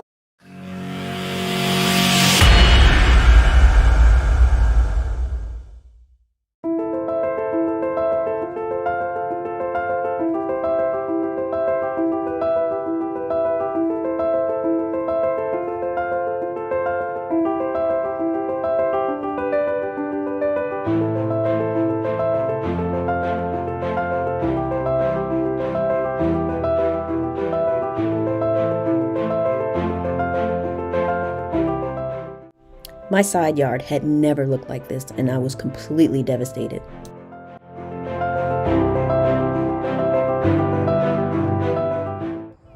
Within the past week, the lawn finally started to look better and hop off of the struggle bus, but I still have lots of issues to address to get it back on track and healthy.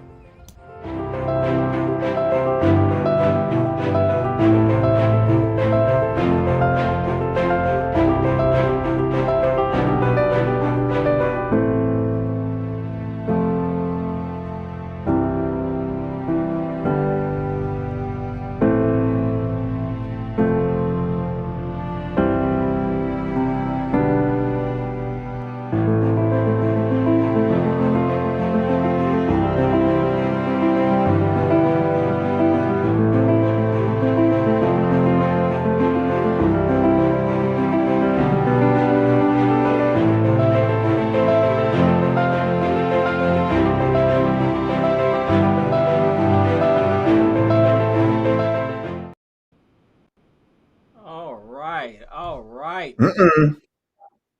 PJ, Mm-hmm. that was nice. Mm-hmm. Yeah, I had to show everybody the other side of the coin, which is having those struggles during this time period. And I'm still fighting it, but it's getting better. It's getting better. That was, Ain't nothing perfect. oh no. Ain't That's You nothing. know very what I true. mean? That's very Yeah, true. One of the that's hardest true, things Pete. as being a business owner is, a lot of folks that are in tune with their yard, they manage one yard and they have struggles and they have to fix one yard, but try fixing 1,000 of them. Yeah. It can be a lot of stress. It can be a lot of headache, and I'm like,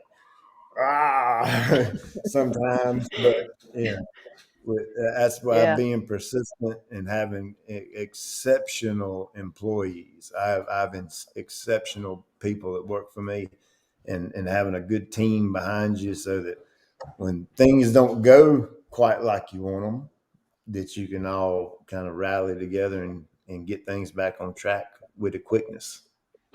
And that's what we did too as a team. The guys, we all talked about it, and so my soil test was, my pH was a little bit high, and my magnesium and calcium were really high. So I have a plan. We're using a little bit of citric acid and some ammonium sulfate. So it's in that picture you saw for October, the last picture you saw, that it's considerably improved. So Mm-hmm. we're on the right track. We're But on the right track. Yep. Yeah. So along those lines, another thing that has really actually helped was the watering. Um, that picture that you saw of my side yard was actually a problem with the irrigation system I'm having over there. So I couldn't actually water over there. So it was just looking horrible. And so I think with us being in the overseeding and everything, what is your recommendations, Pete, for the best watering, or what to do for watering at this point in time?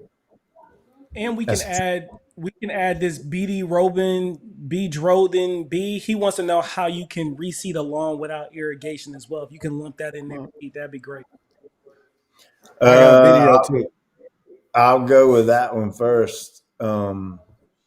We seed.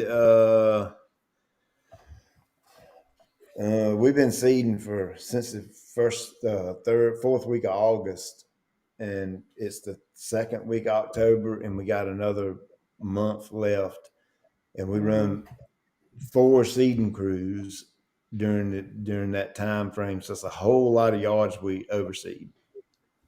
I'm going to say about half of them are non-irrigated, roughly half. And if they're small enough to manage water, they water it. And even some of the small yards are small enough to manage water, and they still don't water it. And so that means you're at the mercy of the weather. And if it rains, it'll do good. If it don't rain, it won't do good. Yeah. There's really no other answer. I don't have a magical answer for that. Yeah. You know, seed, one of the requirements for seed to germinate is it has to have moisture. And Yeah. if you don't get that from the weather, then it's probably not going to do like you want it to. And then on your question about how much water, that's another kind of trick question that, of course, I get asked that a lot here with local company. I can't really give you a run it 8 minutes per zone 2 times a day. I can't, because Right. my irrigation system is a Runs Superman different. irrigation system. I mean, I've got extreme coverage, and I've got almost 30 gallons a minute. When those things come on, it's like watching golf course Yeah. water spray out. It's awesome. So I might can run mine for what did I run it for last year? See, 3 times a day for like 6 or 7, 8 minutes per zone. And for my yard, that's sufficient to keep the seed moist. Right. If you got another yard that ain't got that kind of irrigation, or if all they're watering with is a one of those, Mm-hmm. then you might have to water 2 or 3 times, 20 minutes a zone. Right. The trick is to keep the seed moist. And I tell the folks on YouTube the same thing I tell the folks here locally. You have 5 of these on your hand, and God has given you the awesome ability of touch. So when you touch something, it sends a message to your brain, and it tells you what you're touching, or it gives you a sensation. And so it's literally that simple. I can't tell you how many times I've went out in my yard in September and stuck my finger down in the hole, aeration hole, and feel it if it's moist. If it's moist, I know I'm on the right track. If I stick my hand down in there, or my finger down in there, and it's dry, I know I need to up my watering to get it back to moist. Now, I know that's like, well, gosh, that's simple and dumb and really not the elaborate answer, but I mean, that's the way it is with me. I mean, you just got to keep the seed moist. It's a question we get a lot too, as far as the watering, and we tell people the same thing. There's no magical number. It's just dependent on your situation and your lawn. And of course, another major factor in that is the weather. If you aerate, like in my neck of the woods, we see companies running around aerating seed in the 2nd week of August, 3rd week of August. It's still hot. I mean, like hot. And so those folks are going to have to water like a madman to keep their seed moist. Whereas if you wait into the little bit cooler part of the year, you don't have to water nowhere near as much. Right, and that kind of answers Chris T question. He said, how much should we irrigate in the fall? I'll tell you this, like I tell my soldiers, just because it's cold doesn't mean you can't become a casualty to dehydration. Although it gets harder to drink water in cold weather, the lawn definitely still needs its moisture.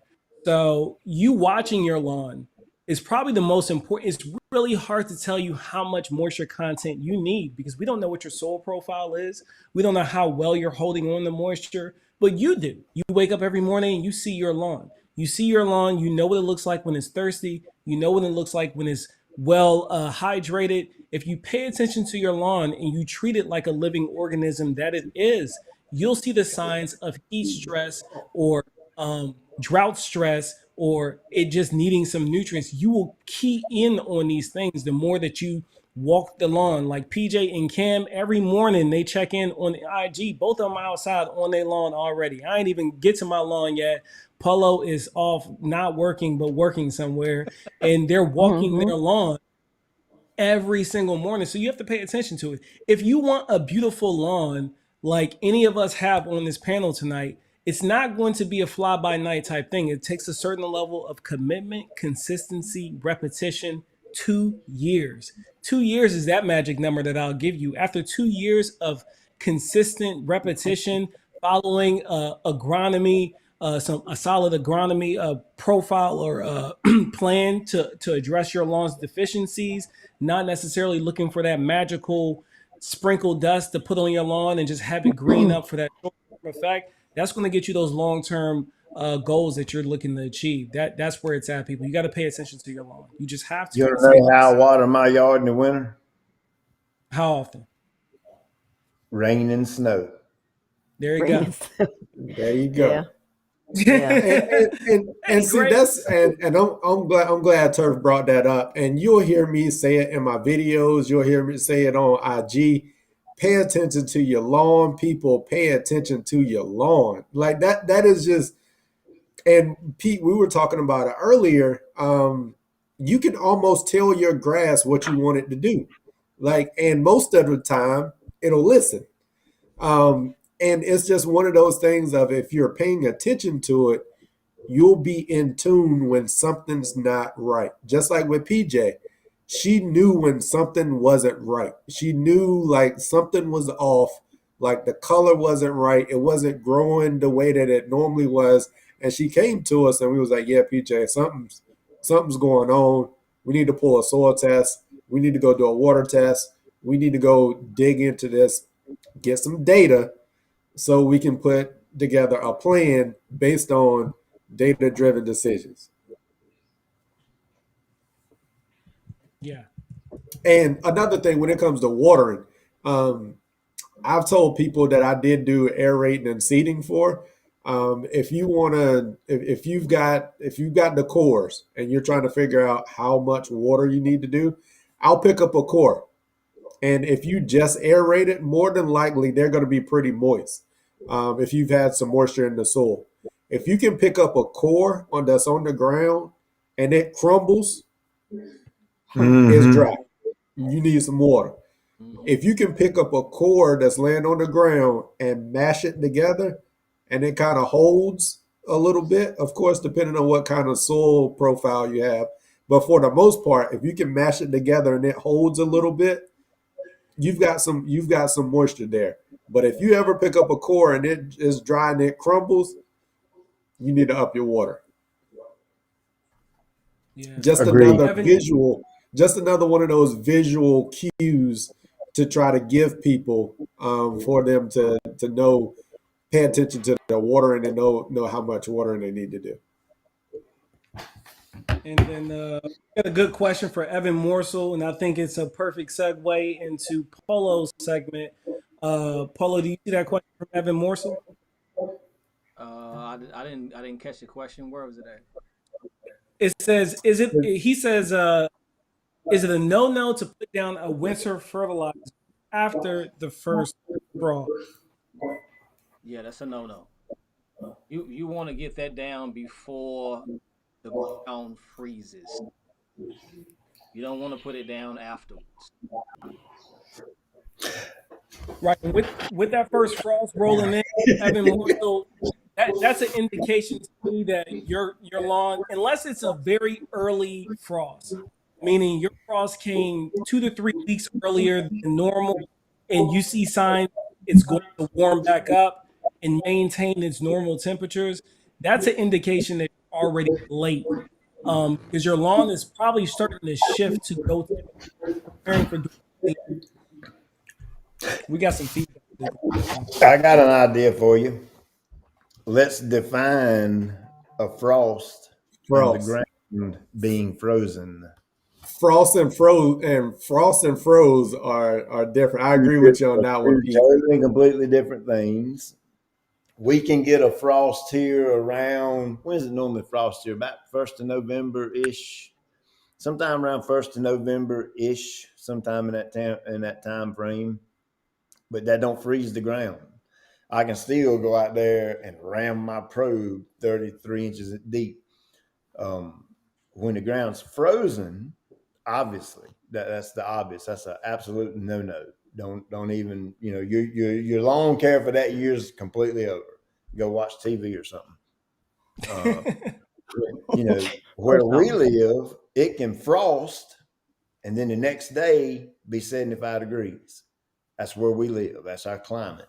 And so we continue right on fertilizing, right on feeding the grass.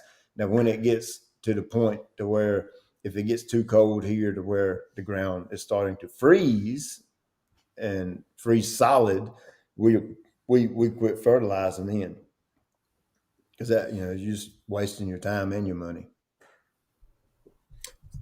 Yeah. So, and I'll just chime in a little bit. My take on that one is, if you're getting close to the point of a frost or frost has already happened, my stance, and there's some other research and stuff that's out there also. I like to already have my nutrients in the plant already. I don't want to be that close to trying to put down my winterizer if like I'm that close to frost already, because the plant's already slowing down. When it gets there, the plant growth and the uptake is already slowing down, which is why I've already got my granular, if you can call it a winterizer. I did that last week for mine. It'll be in the plant, done. I'm good, and I'll spoon feed from here on out to give it that extra feeding that Pete was talking about. I'll do that in a liquid, and that way I know that it'll get into the plant a little quicker than having a granular that's sitting there on the ground. So that's another take on that frost versus frozen take. Yeah, we've done that 100 times here. When we get into our last application for the year, if it's a little bit cooler than I like for it to be, we go out and spray, and then instead of spray it, and that also gives us the opportunity to put some weed control in the tank, and if there is any late, weeds hanging around or whatever, we can clean them up for the winter. Yep. That's a good point right there, Pete, because you're far enough past the overseeding already. Mm-hmm. That's a good point. Yeah, I like it. All right. Well, So, Polo, are we ready to go ahead and move on to the next segment? I am. I want to see this video. I'm waiting. I've been waiting for this. Come on. Whose video is it? Come on, man. It's Polo's video. It's my video. Let me see it, Polo. My video. Okay. Here we go.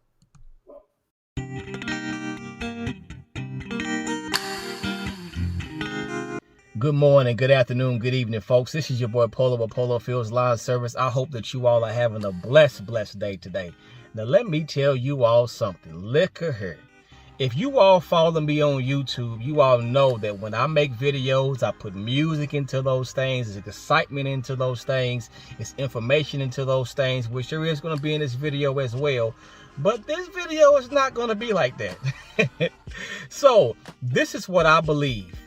There is some major flaws in this renovation. And I believe that the Lord, my God, wanted me to go ahead and show you all. It says in Proverbs to trust in the Lord with all your heart and lean not to your own understanding, but in all your ways acknowledge him and he will direct your paths. Lean not to your own understanding. Some things in life are not always going to go your way. If they don't go your way, get the lesson that he's trying to teach you in that situation so that you will know for the future. You may need to help someone else with that same situation that you're going through, okay? Everybody knows that our God works in mysterious ways. So I believe what he wants me to show you is the good parts in this line and show you the bad parts in this line. Because a lot of people, when they do renovations, they just automatically, yeah, I'm killing the grass, I'm starting over, the grass is all gonna germinate at the same time, and I'm gonna cut it, I'm gonna stripe it up, it's gonna look good, I'm gonna take some pictures, I'm gonna take some videos, I'm gonna show my friends, show my family, everything's gonna be right.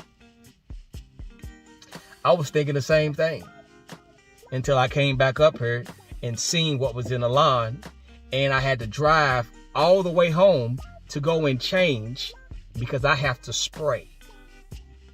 So I'm gonna jump into this video. I'm gonna show you all.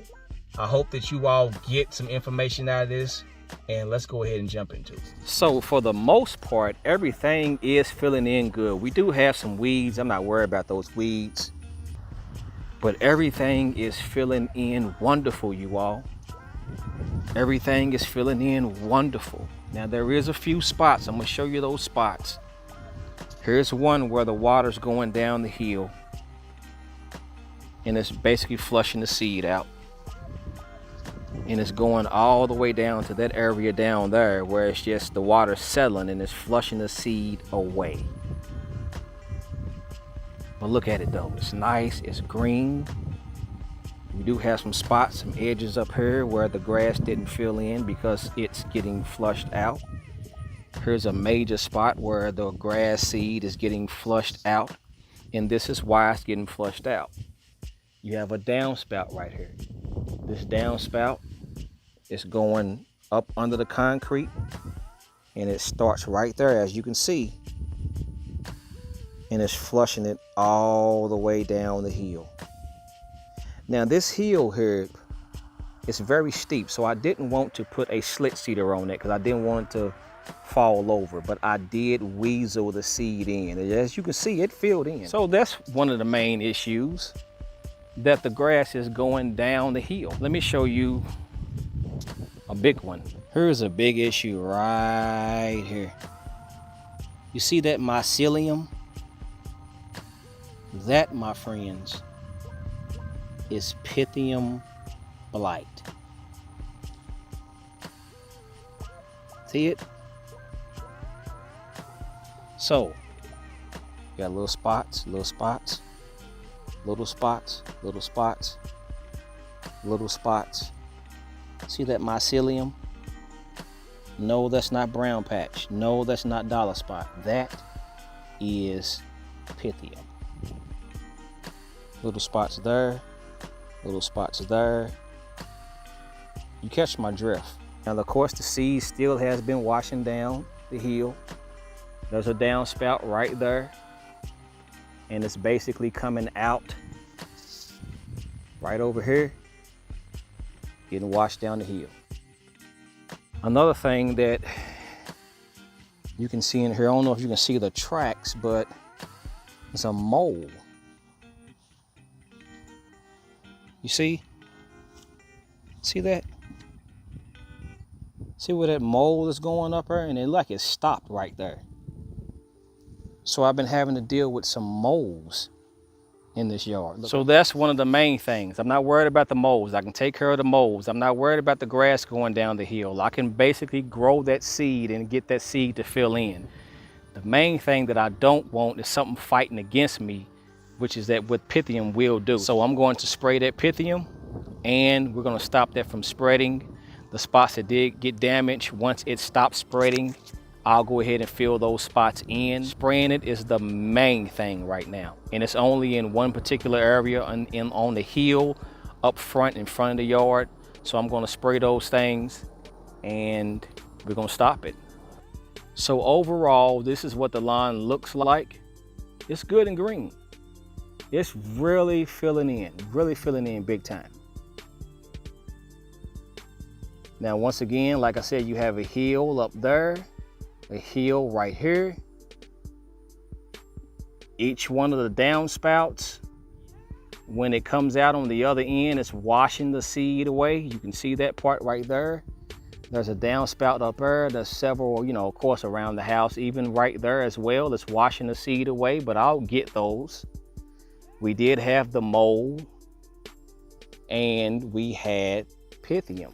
The lawn is sprayed, and the only thing we can do now is just wait. We wait a little bit, we'll come back and we'll spray the Subdue Max again, We'll come back, we'll fill those spots in, we'll take care of those moles. But like I said, don't feel discouraged if you think that everything has to turn out perfect and it doesn't turn out perfect. This is a prime example. I wanted this lawn to look wonderful, which it does, but there are some flaws in it. Everybody got flaws. So just remember, be encouraged. Trust in the Lord with all your heart and lean not to your own understanding. Be encouraged. You're going to have issues sometimes. Only thing you can do is just keep pressing forward, keep your head straight, and just keep going. Keep going. This is Polo with Polo Fields Lawn Service. This is what that lawn looks like, that renovation lawn. Maybe when I come back next time, everything will be corrected, everything will be filled in, but I am going to show you. Same thing. If there are some flaws in it, I'm going to show you. If everything is filled in, I'm going to show you, because I think that you need to see that. Even the pros get flaws sometimes. Even DIYers get flaws sometimes. That's what happens. So, hey, y'all continue to have a blessed day. I hope that you all have enjoyed this. I'll see y'all next time. All right. Yeah. Hey, hand clap for the transparency. You know how many people would pull some YouTube magic and not show that, man? Like, that's awesome, Polo. I mean, it's not awesome that you're struggling with that right now, but you can see people in the chat, they appreciate you sharing that message. That was awesome, man. That was awesome. And the thing that we're dealing with, which I was sharing earlier in the chat, is we started to get cooler temperatures. We got a lot of rain. When I did this lawn, we got washed out twice, big time, big time. There was other videos that I could have put in, but I didn't want to make the video too long. So the rain kind of washed a lot of that seed. And then that grass just started filling in, it started growing, everything was fine. Then all of a sudden, the last couple of days, today, and the next few more days, were 85, 86, 87. The temperature just skyrocketed. So what's happening is fungus is starting to come back. And just like what Pete was saying, I manage a lot of lawns. I don't just manage one. So I can't get around to 1,000 lawns, even though some of the other lawns there's no fungus present at all, which thank you Lord. But that's what I'm dealing with, and that's just to show you all everything not always go the way you want them to go. But just keep pressing forward, keep moving, then you'll get it through. I think y'all look great, man. Oh We yeah, got a massive loop. it looks good. That lawn really. All it is a few little spots you got to fix with some grass seed. That's it. I Oh, thought it looked real good. oh yeah. Yeah. The main thing that I didn't want, which I'm not worried about the little spots. I'm not worried about the moles. I got some trick or treat candy for the moles, but it I was got some trick or treat candy for them too. it's just the Pythium. That was the main thing. That was the main thing where I was just like, because I went up there to go see the line, and I was like, oh yeah, I'm gonna record this. Everything's gonna be great. And I seen that Pythium. I had to hurry up, rush home, go change, go get everything I needed, come back, because you can't play with that Pythium. You can't play with that. That thing will spread on you in a couple of days. You cannot play with that. You can't play with that. Well, I want So, to. So we just had a major dump off in the chat. So for the people that are hanging on, that makes your odds better. I'm just saying because the show's not over. I'm not sure if y'all thought it was over or what, but the show's not over. So the odds will increase for the ones that hang around to the end. We appreciate you hanging in. I know this is a bit of a long one, but we're gonna get there. We're gonna get there. oh yeah. So I mean, we can go ahead. Can't you mute? Oh yeah, Turf. That's funny because I was looking at that too, and I was like, "Yo, like, what's going on with the Yeah, I thought the live the stream viewer?" froze or Like, something, but they must have thought that was it. We still got P Denny, baby. Yeah, we still got We Pete. got P Denny. So I mean, we're not gonna hold anybody. By the way, that seed was Mountain View seed, turf type tall fescue for that whole entire line. That's what type of seed that was in that line. Um, Okay. but I mean, I guess we can jump on this after we show Pete's. A lot of people have Yeah, been wanting to see Pete's video. Let's go ahead and jump into his video so you all can see what his test plot looks like. Let's jump into it. do it. All right, so here's a little update on what the renovation looks like current. You can see right down the middle there, that's where I had that original washout, but it is really filling in quite nicely. That side over there looks really good. This side over here looks really good. A few little water issues right here. I honestly think I'm overwatering right here. I mean, it's water standing right there, so that, that tells me that spot's getting too much water, so I need to adjust that. We've had a couple of days of rain. Actually, we've had quite a bit of rain, and it's been really wet, so I haven't mowed it. So my plan's moving forward to get this to fill in and that kind of thing before winter sets in, is I'm going to get super aggressive mowing it, meaning I'm going to probably mow it every second or third day, probably around 3/4 to an inch, and I'm going to mow it and mow it and mow it and mow it and mow it. Regardless if I'm only cutting just a teeny tiny fraction off of it, the more I can mow it, the more it's going to encourage it to grow and fill in and spread. And about once a week, I will probably rotate in between the 505 and green punch, and I'm going to be doing some spoon feeding. And like I said, I'm going to be very aggressive on all of this over the next month. And a month from now, you will absolutely be shocked at the difference, what it looks like now and what it'll look like in a month. But I need to get out there and look at those spots out there. That might require a light coat of seed again, with some weasel work and kind of work it in the ground, but I'm not completely sure yet. So I don't want to walk on it. It's soupy wet right now. Hopefully all this dries out some today, and I can get out and mow it tomorrow. And as soon as I mow it, I'll go and do my first spoon feeding on it, and we will be rocking and rolling. All right. Pete's yard is looking I probably good. should have clarified that in that video, and I said it'll look night and day difference in a month. That is, as long as my weather stays good. Oh yeah, weather's always the caption. That's always the caveat. Asterisk. That's right. That's something I ain't figured out how to beat yet. You got some rain today though, Pete. Or did you? Yeah, Because I'm right up the it was street. good. We got a little bit of No, it was we got a like little a real light, drizzly type rain. It was perfect for grass seed. right. Keep that seed moist. Yep. Mm-hmm. Yeah. I got some here too, about a half inch.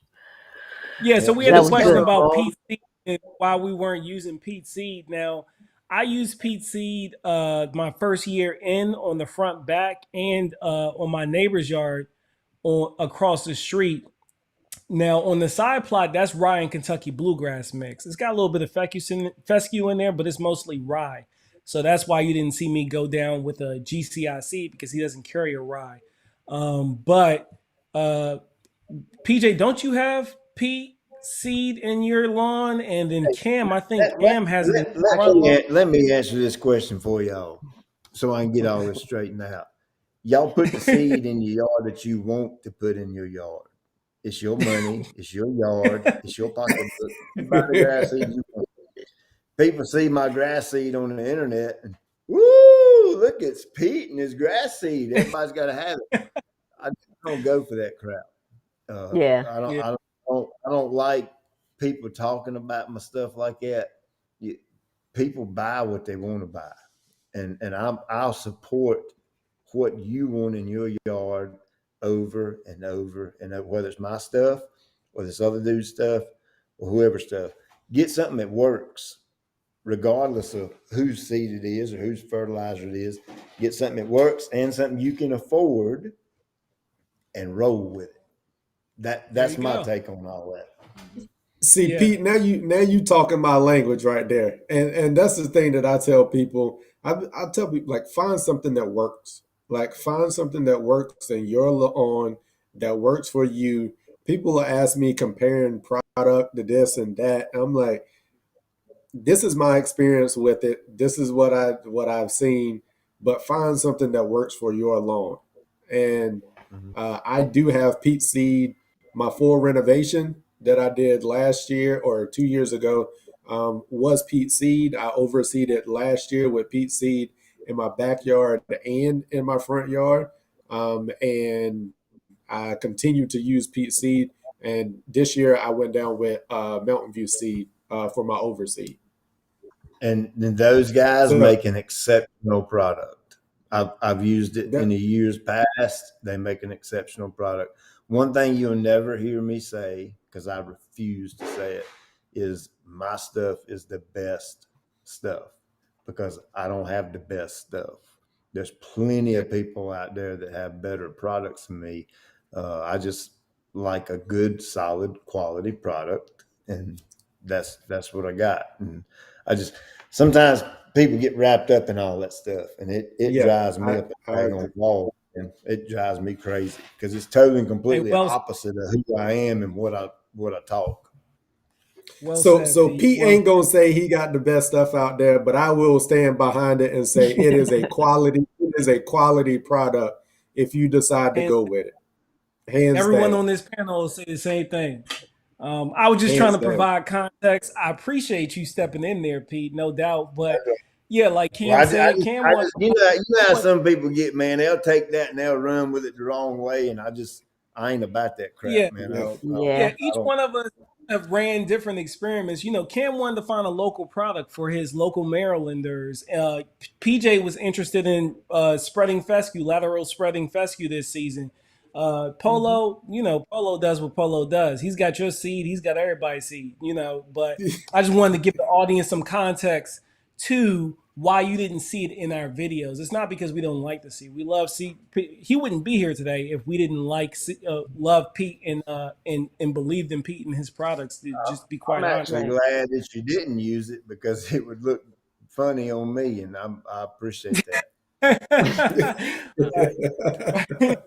Well, I But definitely, I definitely have your seed in my backyard, and I remember in 2019. Of course, that's when I met you at the GIE, and I was actually sending you videos of your seed. Mhm. I mean, I have your seed in my lawn and a couple of people's others lawns as well. But awesome seed, like I'm with Cam. I vouch with Cam. You have some awesome seed, awesome products, awesome tips.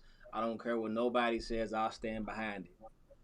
Point blank. yeah, and we had a I, we have this yeah. question that just keeps popping up. I want because I lost it the first time. It had to do with a product that's only on the pro side, but they want to know what your thoughts are. Where's the dollar? I don't think he was the first person that brought it up, but they said, Pete, Yeah. thoughts on Okay. Poa Cure for lawn industry. Golf Pro says it works. This is always a concern when digging.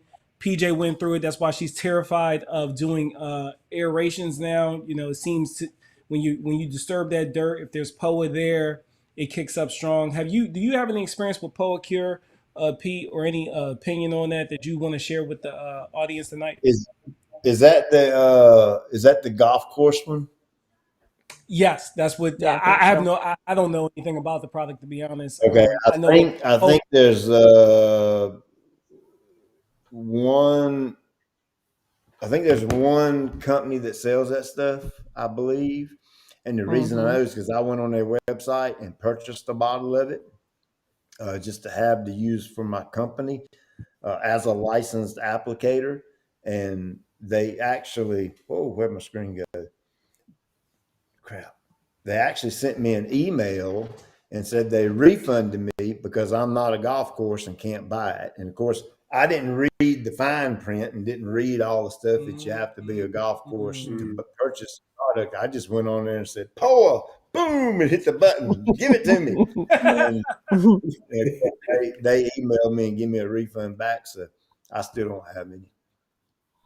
yeah, J. Roll Go Vols. He says get the new will help with the growth and help with Poa, and I can attest to that. It definitely does. It doesn't kill your poetry. Let me be clear. It does not kill. I ran a whole trial this spring. It did not kill it, but what I noticed what it did was it suppressed it to a point where The Polo wasn't able to, because that stuff spreads and it spreads quick with a vengeance, but it suppressed it to a point where my desirable turf was able to fill in, and it kind of kept it at bay. That's what I experienced in the Maryland, upper northern Maryland, in the transition zone. I kept my lawn on the regulation throughout the entirety of spring, and I saw really good results. And if you pay attention to when I was cutting the backyard after I got done with my how to set recut, because I didn't do an overseed in my front and back, it was plenty thick enough. There was very little POA still left in that lawn. So that's how I used it. And if you're going after a new POA constrictor, is a wonderful product, but you have to read the label and you have to follow through with your applications. That's a multiple application product there. Okay. Did we already ask Pete what his favorite piece of equipment was and why? No, we didn't. But Pete, go ahead. Break it down. All right, let me turn this back around to the four of you guys. What's my favorite piece? Y'all answer one at a time. What's my favorite piece of equipment? I'll go first. Too late. Ventrac. Next. Same. Ventrac. Outside of the video that you put out recently is what makes because as soon as you said it in the video, I was like, I don't think that's really your favorite piece of equipment, Pete. Turf, what do you say? I think it's the Ventrac, like that what was it called, the Aerovator that you were running on the last video. You were saying that I think that's your favorite seasonal type piece of equipment for the fall, but I think your go-to most favorite piece of equipment, I've never seen you more giggity about a piece of equipment than that daggone Ventrac and all of its wonderful accessories. So I'm gonna go with the Ventrac. Polo? Go with the sprayer. I'm gonna go with the sprayer. I'm going off of what everybody else is saying. All right, so y'all kind of right from a lawn care perspective. Obviously, the Ventrac is my favorite because if I were a one man show, if I went back to being a one man show, I would sell everything I have. And if any of my employees are watching, I'm not planning on doing that. I'm just I'll go to work Monday and they'll light me up over that. If that had to happen, I would own a Ventrac and a bunch of attachments, and I would hustle my way out, and I'd do anything and everything from bush hogging to grinding stumps to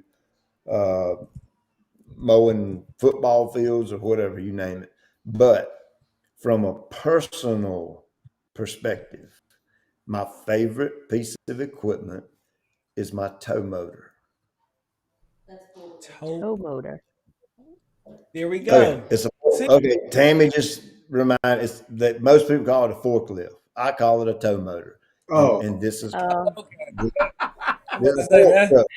watched a lot of your videos. I don't know what the heck a tow motor is, P. I'm gonna be honest with you, but okay. Let me explain. For about 8 years, I would drive my truck about a third of a mile down to a friend of mine who had a tow motor. And so when we would get a pallet of stuff come in, we had one or two options. We would either have to unload that pallet by hand, which we did a lot, or I would ride my truck down there and get it, and I would drive the tow motor back down the street and unload it. Now, that includes January when it's 10 degrees. That includes August when it's 100 degrees. That includes this month when it's pouring down rain, because the delivery truck can't be on a weather schedule. So for 8 years, I did that. And when I finally was able to afford my first tow motor or fork truck, that was game changer for me, because I can just run out there to the shop, get on the thing, unload the truck, and I'm done with it. Okay. All right. So we were all wrong. I'm telling you, I have literally froze my fingers to the bone riding that tow motor back down the street. because I drive it to the shop and unload the truck, and then I would have to take it back, Yeah. to where I got it from. And it was a long, cold ride, many, many, many, many times. Yeah, that was different right there. That was definitely, we were all off. That's my personal favorite. That's Pete's favorite, but my lawn care brain, I mean, that's pretty obvious. The Ventrac is hands down my favorite thing that I got. So Pete, So yeah, so I was so Pete, we were talking earlier about how like I'd love to get back to North Carolina and get me on at least 5 acres or something like that. And I Mhm. already told my wife as we were having that conversation, I think you posted that you were up with Ventrac on your Instagram. And I immediately turned to her and was like, look, this is the first investment that we're making after we get the acreage. Like I am going to have me a Ventrac. If I'm gonna have to manage 5 acres, we're gonna have a Ventrac. Yeah, it's for anything with any size of land and 5 acres, I would consider that. It's an expensive purchase. I mean, the tractor is about 20 grand by itself, and Yeah, then you got to buy attachments after that. But the way it pays you off in the long run, you can't even compare what it costs when you buy, because you can just do so much, and you can do it so much faster and so much better and more efficiently, and you're not tired, and you can actually do things that typical lawnmowers or typical bush yeah, hog they just can't do. They can't do them. yeah, I've been on tractors all my life, and the places I take that Ventrac, you couldn't pay me $1 million to do it on a tractor. yeah, I'm not that stupid. I'm not going to do it. yeah. okay, so Pete, let's jump into the next one. I know a lot of people would like to know this as well, especially if they're getting started. Can you give anyone any tips on starting, a business if they want to get into the doing the line business and everything as far as what you do? Yep, I sure can, and it's very simple advice. We live in the greatest country in the world. You live in a country to where uh, you have what's called opportunity in front of you. If I want to be a doctor, I can go to school and I can learn. Well, I'm not going to have that kind of brain, but let's use something else. If I want to be a police officer, I can go to BLET and do the training, and as long as my record's clean, I can do that. If I want to be a school teacher, I can go and get what I need to become a school teacher. If I want to be a lawn care mow grass, I can go and I can take my truck that I have now. I can take my mower that I have now. Most people have a mower, regardless of what it is. If you own a home, a lot of people are going to have a mower, and you have to hustle like I did. You have to go out there and you have to create the income. You create the business. You create the work. You speak with your mouth and you tell people, I do this to make money for my family. And then if they trust you and like you, they'll pay you money to do that work, to mow that yard or whatever. And if you do it right, and if you're consistent, and if you do what you tell him, man, you're going to do, he's going to tell his buddy, hey, you need to call Pete and let him do your yard because he does a good job. He ain't like the other guy who said he was going to do that and he didn't do it. And literally, that's how I started. And God's been good to me and allowed it to kind of soar since then. But if you want to start, that's where I'd start, is by just physically doing it.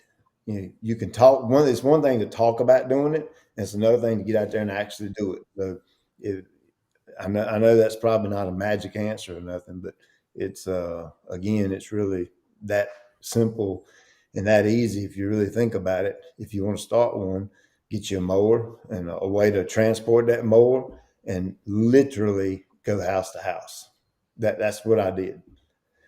If you're already mowing and you want to get into spraying yards, the first thing you need to do is go to your ag department, your local ag department, and see what type of licensing they require. North Carolina, you have to have a pesticide license, and it's I can't remember how many hours it is. It's so many hours of class, and then you go take a test. It's like a two-part test, and you pass it.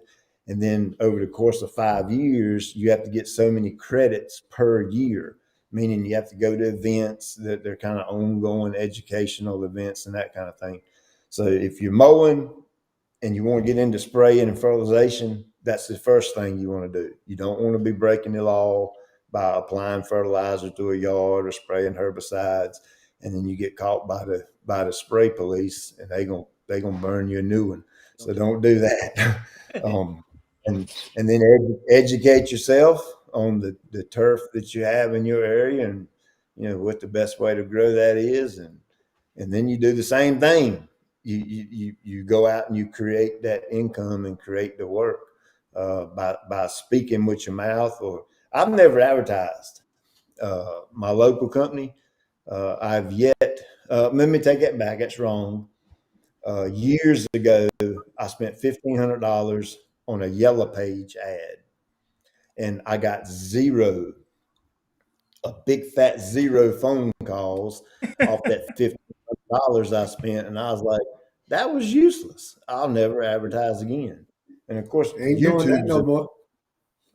And of course, YouTube's somewhat of an advertisement now, but it's kind of an indirect advertisement. But we don't send out ads to our local uh, area saying we fertilize and seed yards and mow grass. On the money side of things, as far as the financial part of running a company, again, I'm extremely simple and laid back, and content is a good word to use too. I know a lot of people see all the fancy equipment and all that, but to break it all down in the simplest form I can say it is, if you make $10 a week, don't spend 11. I know that's weird. I know people Math right like, there. Yeah. I was like, oh no, but I need to know your profit and loss and all this kind of thing. And I'm like, no, it's literally that simple. No, of course, you want to know your numbers. You want to know how much money is coming in and how much money is going out. And as long as you keep more money coming in than is going out, the simple math tells you you'll do pretty good. I wanted to chime in on that too, Pete. I advertised once, and I used two cards that I put on two people's mailbox, and this was in the beginning. And I no longer cut their lawns anymore because I guess they just didn't want stripes in their yard. But um, all of the lawns that I cut have came off of people saying, "Hey, I want my lawn look like that," or "Hey, such and such." It's just basically word of mouth. Mhm. I Yep. have not been out saying, hey, I'm cutting, or I'm taking customers. No, I have not been soliciting anything. It's just been me just going doing the work, and then majority of the times when your neighbors see a lawn that looks money green and that thing is just looking healthy and their lawn is looking all shabby, eventually they're gonna start asking questions, and then that's when they'll come and say, "Hey, what are you doing?" And I get it all the time throughout the whole entire year, but I've never sat up there and really solicited to anyone. I've only done it once, and those two lines that I did do it, I don't I was there for maybe like a month or so, and then like I said, I guess they didn't want any stripes in their line. I think that's the best advertisement you can do, is showing Oh yeah, somebody, let them see with their eyes what you can do. And then if they like it, they'll call you. Hey, and I take it back. Tammy, didn't we put cards on mailboxes one year? Magnets. We did do that one year. I forgot about that. Bought the little magnet. And did we get a bunch of calls off of that, or just some? We got some calls off of that. And that was the last time I done that too.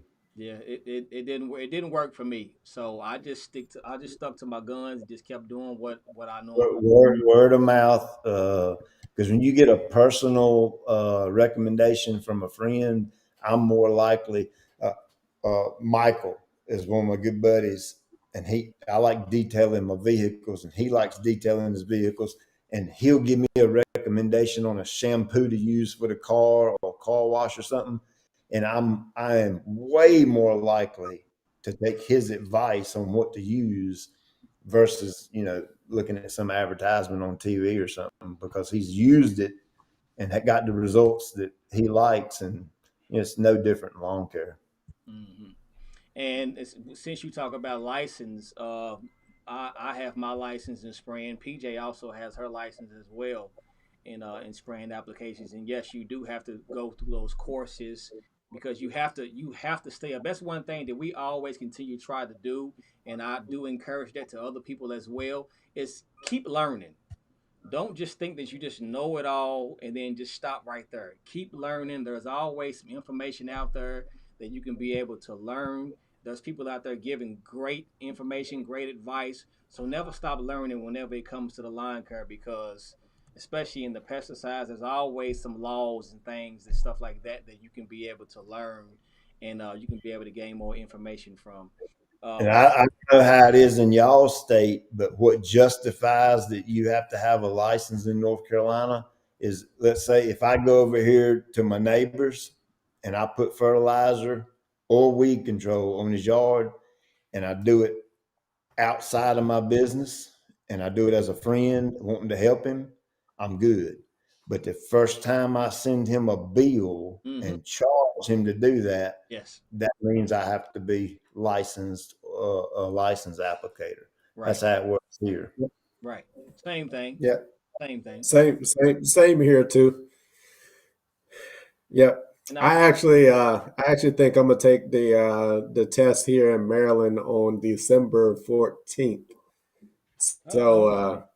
I actually started filling the paperwork out the other night. So Hey, yeah, I'm hey, about to get. Merry Christmas. I want to be the first to shout that. Yeah. Yeah. Is he gonna crush it? He already know he gonna crush it. He over there acting a little nervous. Yeah, Cam gonna crush that So test.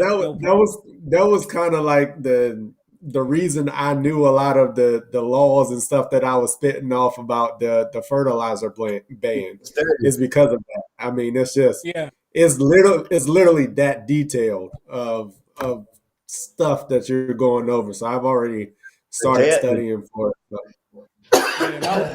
And I learned the laws when I went through my local extension office's master guard program. So when I went through that, I was hip to a lot of laws and regulations and practices. And if I was staying in Maryland and not going to Germany, I would be right there with Cam, testing on December 14th for emotional support. We could go in there together. Yeah, the test here in North Carolina, it ain't easy. It's like a two-part test, and I passed the one part of it the first time, but the second part I failed it my first time. I had to go back and retake it. Yeah, yeah. I wanted So to what we before we jump into the next one, I want to as far as in the chat when Jeremy asked the question if you have some new grass, and I'm just kind of like paraphrasing what he said. If you have some new grass and you only have a riding mower, when do you start cutting it? In my personal opinion, and Pete, you can chime in on this as well. I normally like to let my grass get tall. I don't touch it unless it's a good 4 inches.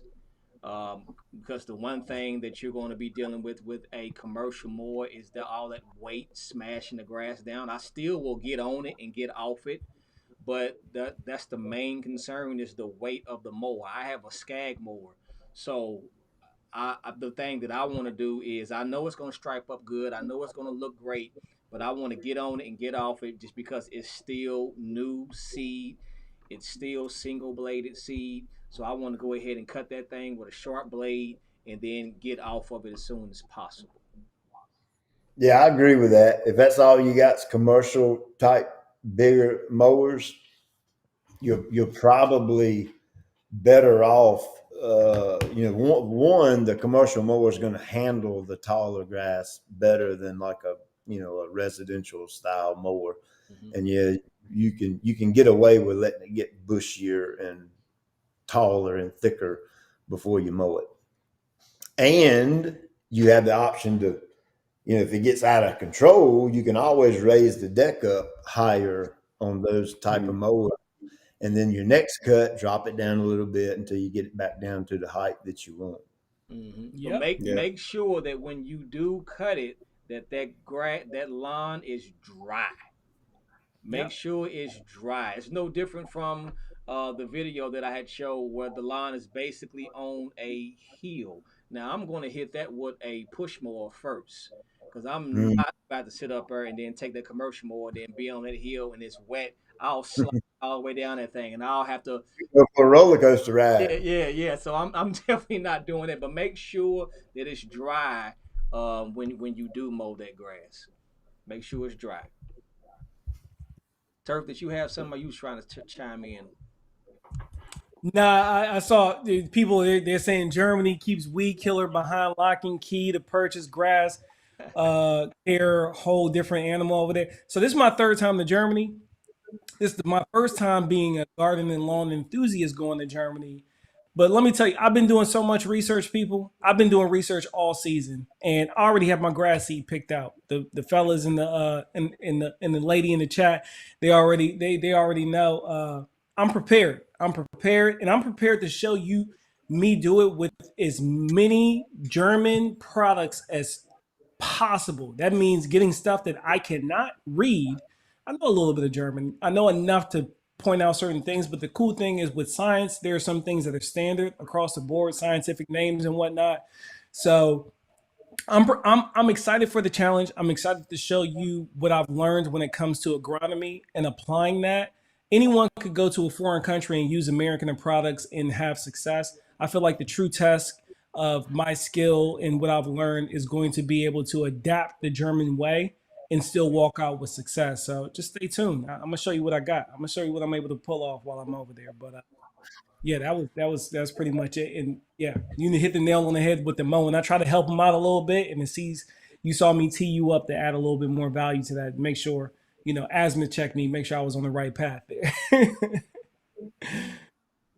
Really quick, Pete, if you can, just because we did skip over this as far as when you do have a newer lawn, what do you recommend as far as a mowing frequency and like what is your height of cut that you would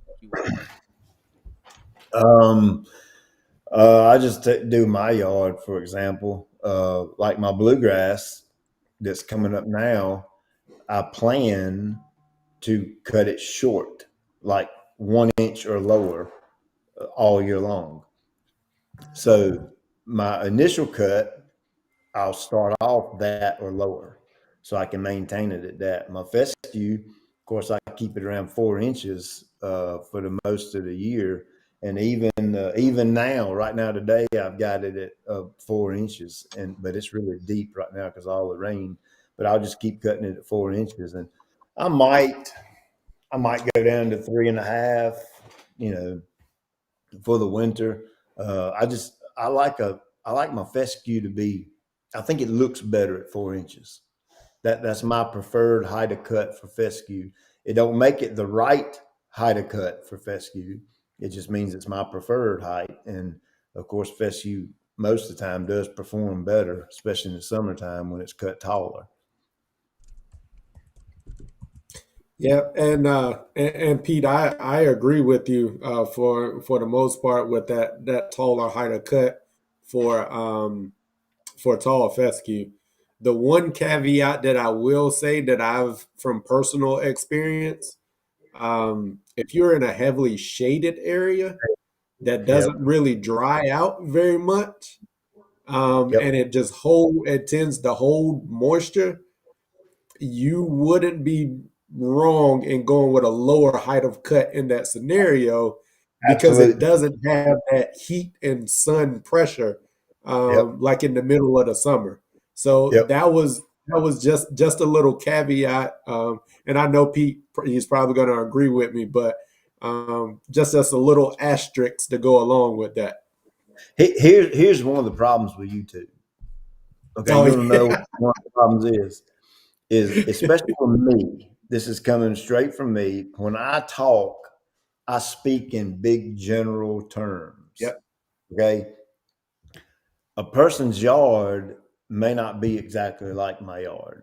It may not be laid out. It may not get the same sun. It may not get the same water. It may not get the same whatever. And you have, even in my yard, I have multiple microclimates. Like microclimates. this area of the yard is a little bit different than this area of the yard. And when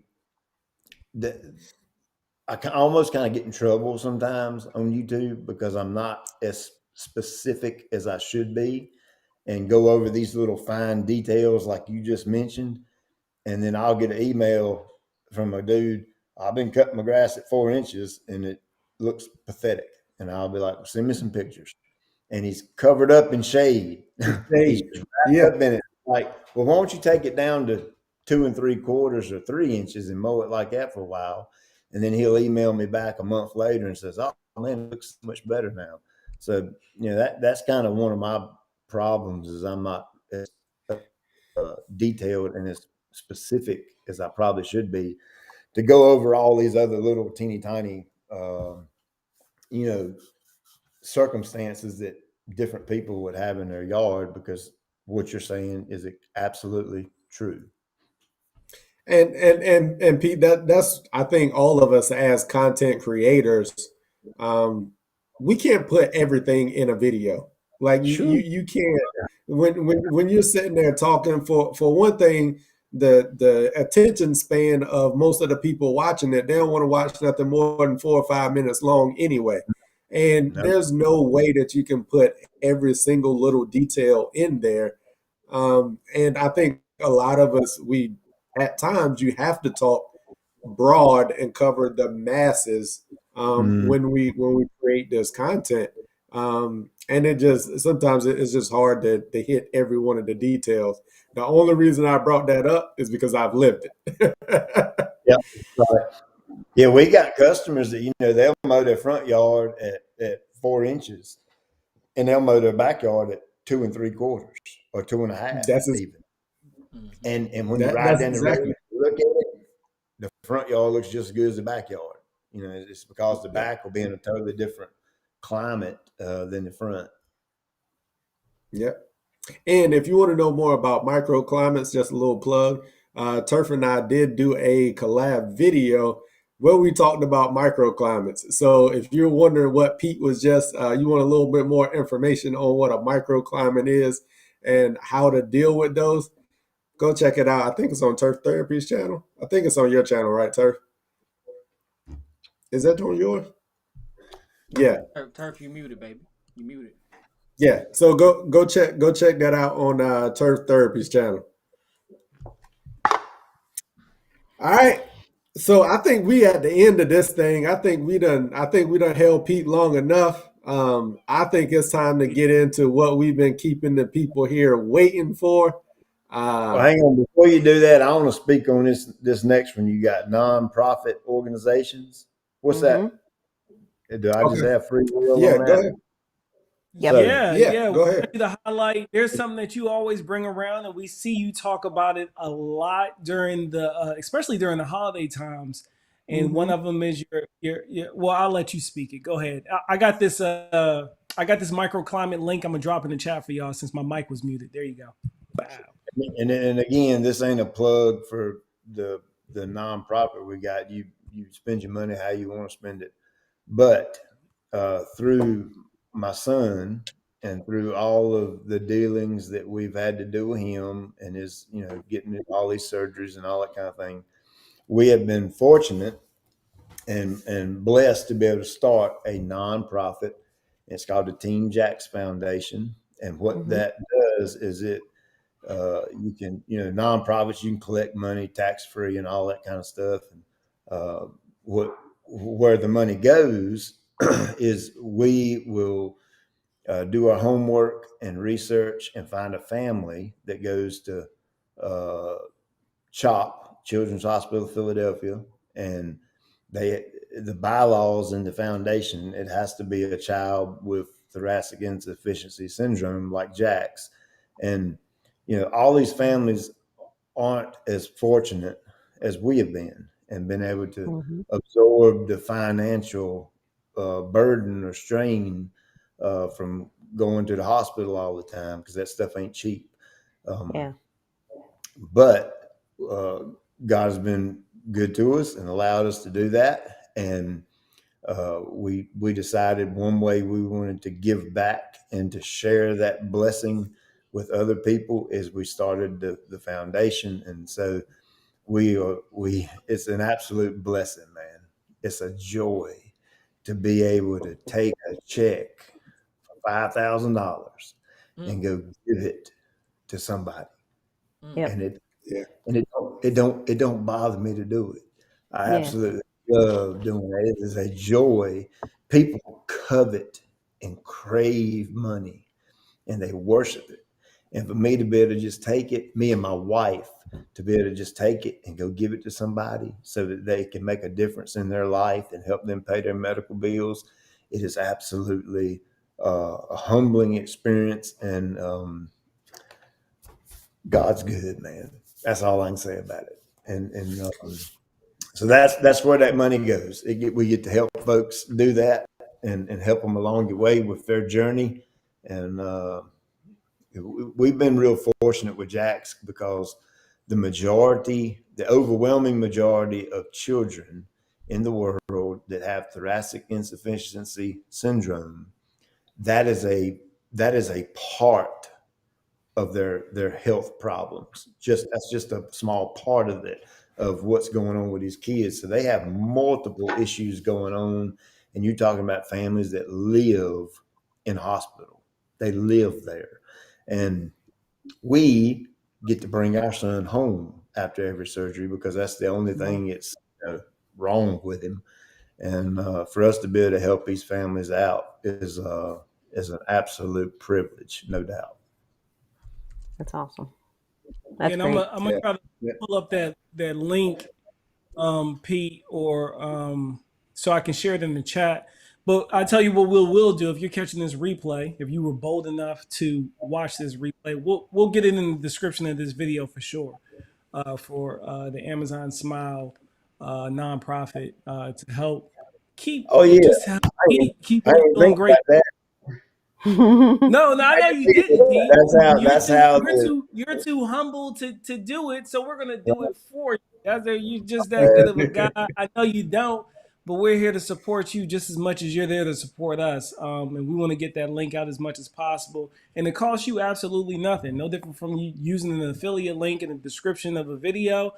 Your shopping doesn't change. You spend your money through that link, and then Pete's able to change one of the many lives he comes across, just like we showed you in that intro video for him. That's what he does. That's what he's. I think that's what he's truly best at doing, helping other people, even outside of lawn care. Yeah. Thank you. Thank you. Yeah. So I think we're gonna get into the next thing. And Yeah. Pete, we're gonna let you do this one too. Announce the last and final giveaway. And for all of y'all that have stuck around, I see that people have come back in and are tuning in. Thank you to everybody that's in the chat that you've joined. You've hung on. I hope you've learned something. Hope you've got something from this. We know this was long. It was longer than we expected it to be. I'm pretty sure it was longer than what Pete expected it to be. But when you got good people that get together and we having a good time, hey, time flies when you're having fun. yeah. I'm having a So, blast. Let's go all so night. Pete, I hey, Look, just hey, got look, don't, the, got the evil eye from yeah, that see, way. look at the wife. You looked at the wife right there. She was like, no, we ain't doing that. so Pete, if you could just let the people know that's in the chat, if y'all are ready to find out what this last giveaway Let us get some. What we want to go with this time? We're going with water droplets this time. Let's get Throw some water droplets. Put some Yeah, throw drip some in the water chat. droplets in it. What Yeah, you put talking some about? drip on it. Let's throw some drip in the chat. Let's do it. Let me see some. Let me see. Can I find the drip? Let me find. I got this touch bar. This Mac is crazy. What? Let me find the drip. Come on, man. Let me. Of course, I got to scroll. I got to scroll. Let's see the drip, people. Let's see. It's a lot of scrolling. There we go, Barry Carter. There we go. Rooted in Boom. there. There go the drip. There Longineer. go the drip. Hey, yo, I like that Lenore, North Carolina, that Lenore, Yeah, NC. You must be from Lenore County. there I we know where go. that's at. I know where Lenore County is at. All right, so Pete, if you could let the people know, what are you going to be so gracious to give away right here on the We Workin live stream right now? What you got for us? Let's do a backpack sprayer. Is that cool? Backpacks. Oh, that's beyond cool. How about you ask the chat? The chat is the backpack square cool? What y'all think about that?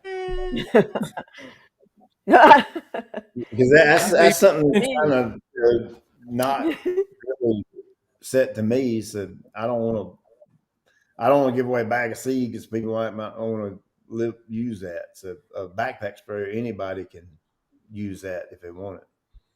I agree. I Oh, yeah. agree. Although that seed is I, awesome. So you don't know their grow zone. So they might be a warm season lawn as well. That's a good Exactly. way That's to what but a backpack sprayer, anybody can use that. So and use it.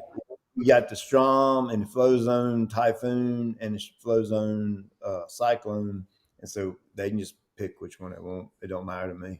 And you get the pick. And y'all get the pick. Come on. and you got choices. You got voices. Scott Come couldn't on. find the droplet. And you got choices. Man, Pete, we definitely appreciate you bringing that to the community. Again, always giving back. And this is going to be a nice one. This is going to be a nice one. And I'm gonna do you I'm even gonna better slip than my that. name in there. I'm about to bust right now to tell somebody this. It's 114 people watching, and they'll know it, and you guys will know it, and ain't nobody else gonna know it unless they tell them. You ever watch that? You think I'll get in any trouble? Probably not. You ever watch that show with that dude, that Thai guy that comes in and remodels a home, and he says, "Move that bus." You ever watch that show? Oh Oh yeah, yeah, yeah, yeah, yeah, yeah, yeah, yeah, yeah. yeah, He yeah, usually yeah, he yeah. usually sponsors a lot of he has a lot of veterans on that show. I like that show.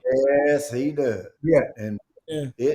wouldn't that be cool if we did that with lawn care? Yeah. Oh yeah. Yeah, That would be that cool. would be. I'll be tuned Well, in. it's in the I'd be works, tuned. and we'll leave it at that. Oh. Oh, There we I go. can't tell nobody oh man. like that See? because it's See, that's what you get for hanging around. You getting the exclusive gems being dropped. You won't know that anywhere Exclusive. else. I am Exclusive. I like that. super You pumped up doing about extreme lawn makeovers. I like it. I like That's it. nice. That's nice. Congratulations to you and yours, man. Congratulations to you and yours. Pete, I mean, look, great things come to great people. Yep.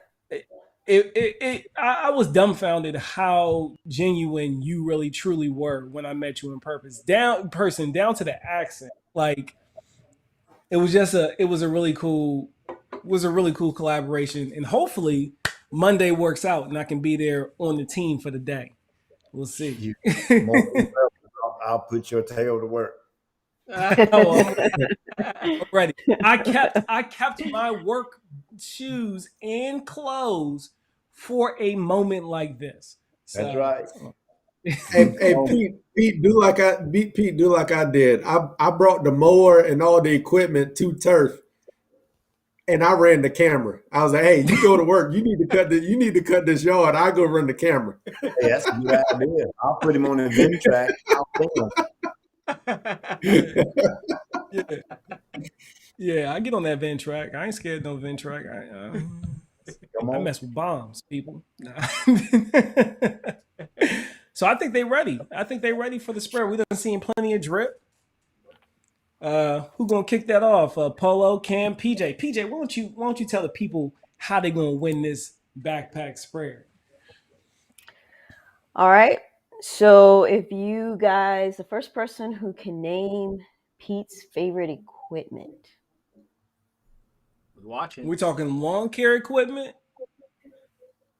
Yes, lawn care equipment. First person in the chat. Let's see it. Oh, He said, "Finally found it." Who's it gonna be? Watching. Oh, I Paul think it Anthony. was He came Paul with both Anthony. of them. He came with both of them. He covered all grounds. He He said, covered "Hey," both of them.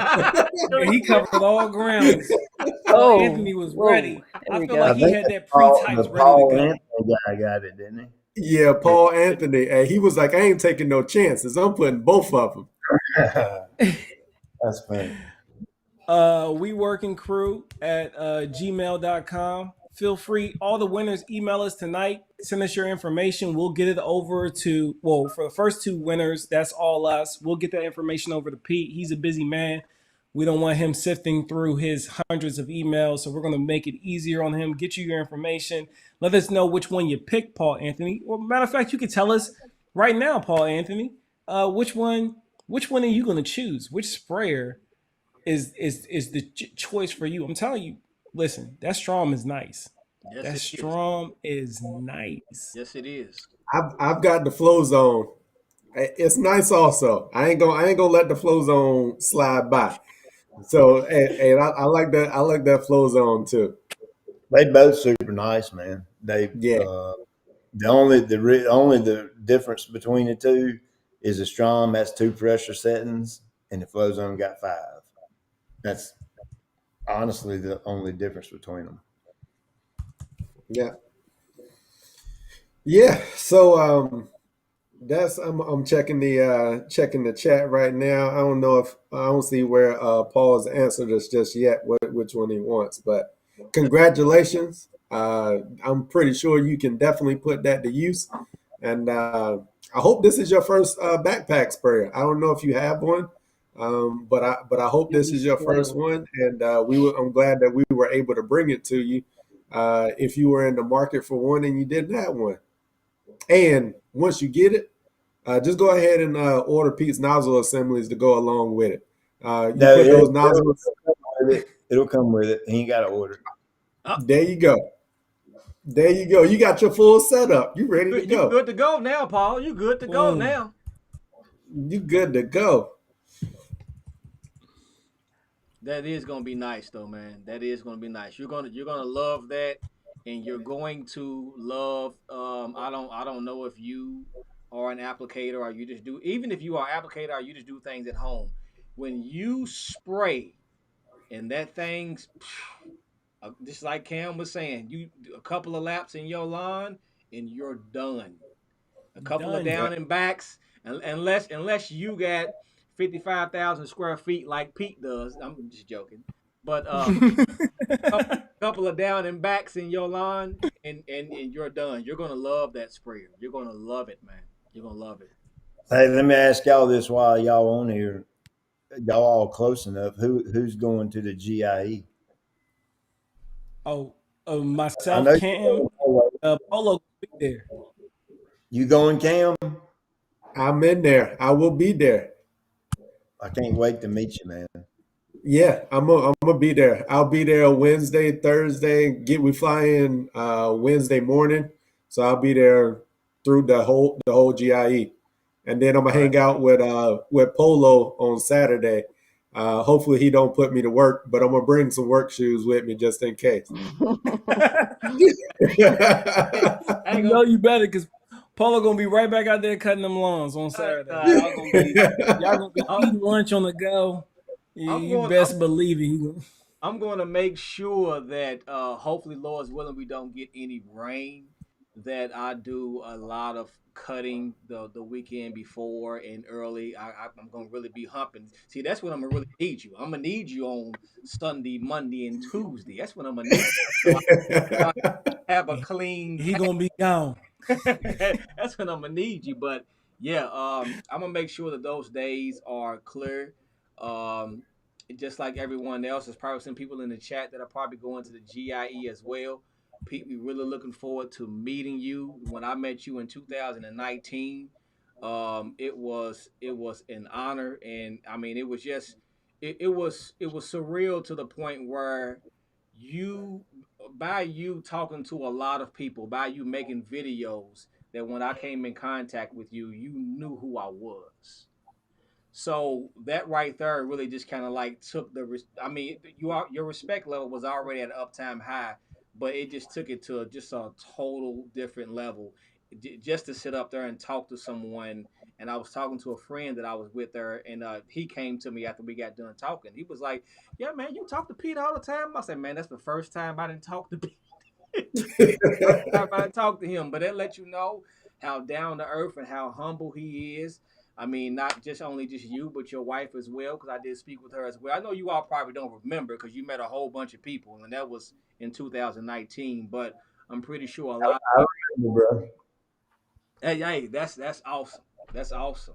That's awesome. But I bet you a lot of people are going to be wanting to look forward to meeting you, and I bet a lot of people are going to be wanting to look forward to meeting us as well. So we Absolutely, they will. we will be there. We will be there. We'll be outside on the equipment, running, doing this, doing that, just having a good time. You all, you're having a good. Welcome to my city. I will. Yeah, and if you see me running around with a camera, don't be afraid to video bomb it. You might end up in the video when you see me over there working on my Exactly. production. Yeah, Uh, don't be afraid to just jump in the frame. I can get creative with jumps in when the frame you jumping in the frame. I can get creative with that. You might find yourself on the YouTubes. You jump in my frame. I'm just let you know right now. You done signed away all of your rights and privileges. I'll have you blasted on YouTube. Guys, I Girls appreciate long. you I think having people me asking for on. girls long tees. Girls long tees. Here's a link for it right here. I dropped some links for the We Workin t-shirts. If you're interested in those, you can pick them up. And winners, don't forget to email us and slide in those last minute questions. They ask when we're going to be doing this again. We do this once a month. We're going to start picking up the frequency during the off season, just because there's nothing better to do. But we do this at least once a month, scheduled lives, and then every once in a while we'll do pop-ups. It's kind of like what's that magic show? I can never remember the names. Now You See Me or See Me Now or something like that. We're kind of like them. We just pop up on one of the four channels you see here tonight as the co-host to Polo's channel. So just keep your eyes out. We'll pop up if we're passionate about something and we just feel like going live and having a good time. We'll go live and have a good time. The end goal will be though to have a central YouTube point. We're just working our way there. We're taking our time. We're Yes. taking our time. And Yeah. So yeah, Pete, I want to thank you for joining Thank us. you, Pete. Thank you for your time. I know this Yeah. went way longer than any of us expected it to. Yeah. Yeah. But again, we want to say thank you. We appreciate your time. Appreciate everything that you've given to the community, and the things that you can continue to do, even in just being a blessing to other people. So again, we just want to say thank you for everything that you're doing, and taking the time and supporting and joining us tonight. You're very welcome. You're very Thank welcome. you, And sir. please don't ever uh, forget that. Yeah, a bunch of people watch my stuff and all that kind of thing. But I'm just a normal dude like y'all, man. I get up, I put my boots on the same way y'all do every day, and I go to work and I provide for my family just like you guys do. So uh, please don't ever try and put me above that. I want to be one of the boys, and I'm gonna be your friend before I am anything else. So I appreciate you Yeah. all the kind words you said. It's very humbling, and I respect all of you for that. Thank you. all right. And you had some was those your final words, Pete? Because I did step on you a little bit. I apologize when you were about to start speaking. There was someone, who was it? Michelle. She was very interested in Michelle Hines. She was like, Pete was about to say something. And she didn't I say it, want but to I hear it. heard her say, I her, was Yeah. going to you say my talk too much. supper's in there on the table. Okay. Oh, we was already wrapping it up for you. Time, Yo. Oh, time to okay. eat. It's getting Sir, cold. I'm ready. I've had a good time, man. I've had a Getting good time. cold. It's been fun. So that'll be about it, you all. We thank you all for tuning in to this live stream. Thank you all. Once, like Turf said, we'll be having another one again. But we'll let you all know when that is. Once again, Pete, thank you for tuning in with us. Thank you all for staying this long. And let's go ahead and end it with that catchphrase. Come on, PJ. One thing's for sure. Two things for certain. Certain. Just know. Let's go, Pete. We working. Ah! Yes, sir. We Hey. working, y'all. We got it right. Yeah. That's it. There we go. Thank you all for tuning in, y'all. God bless. Good All right, night, man. guys. Have a good night.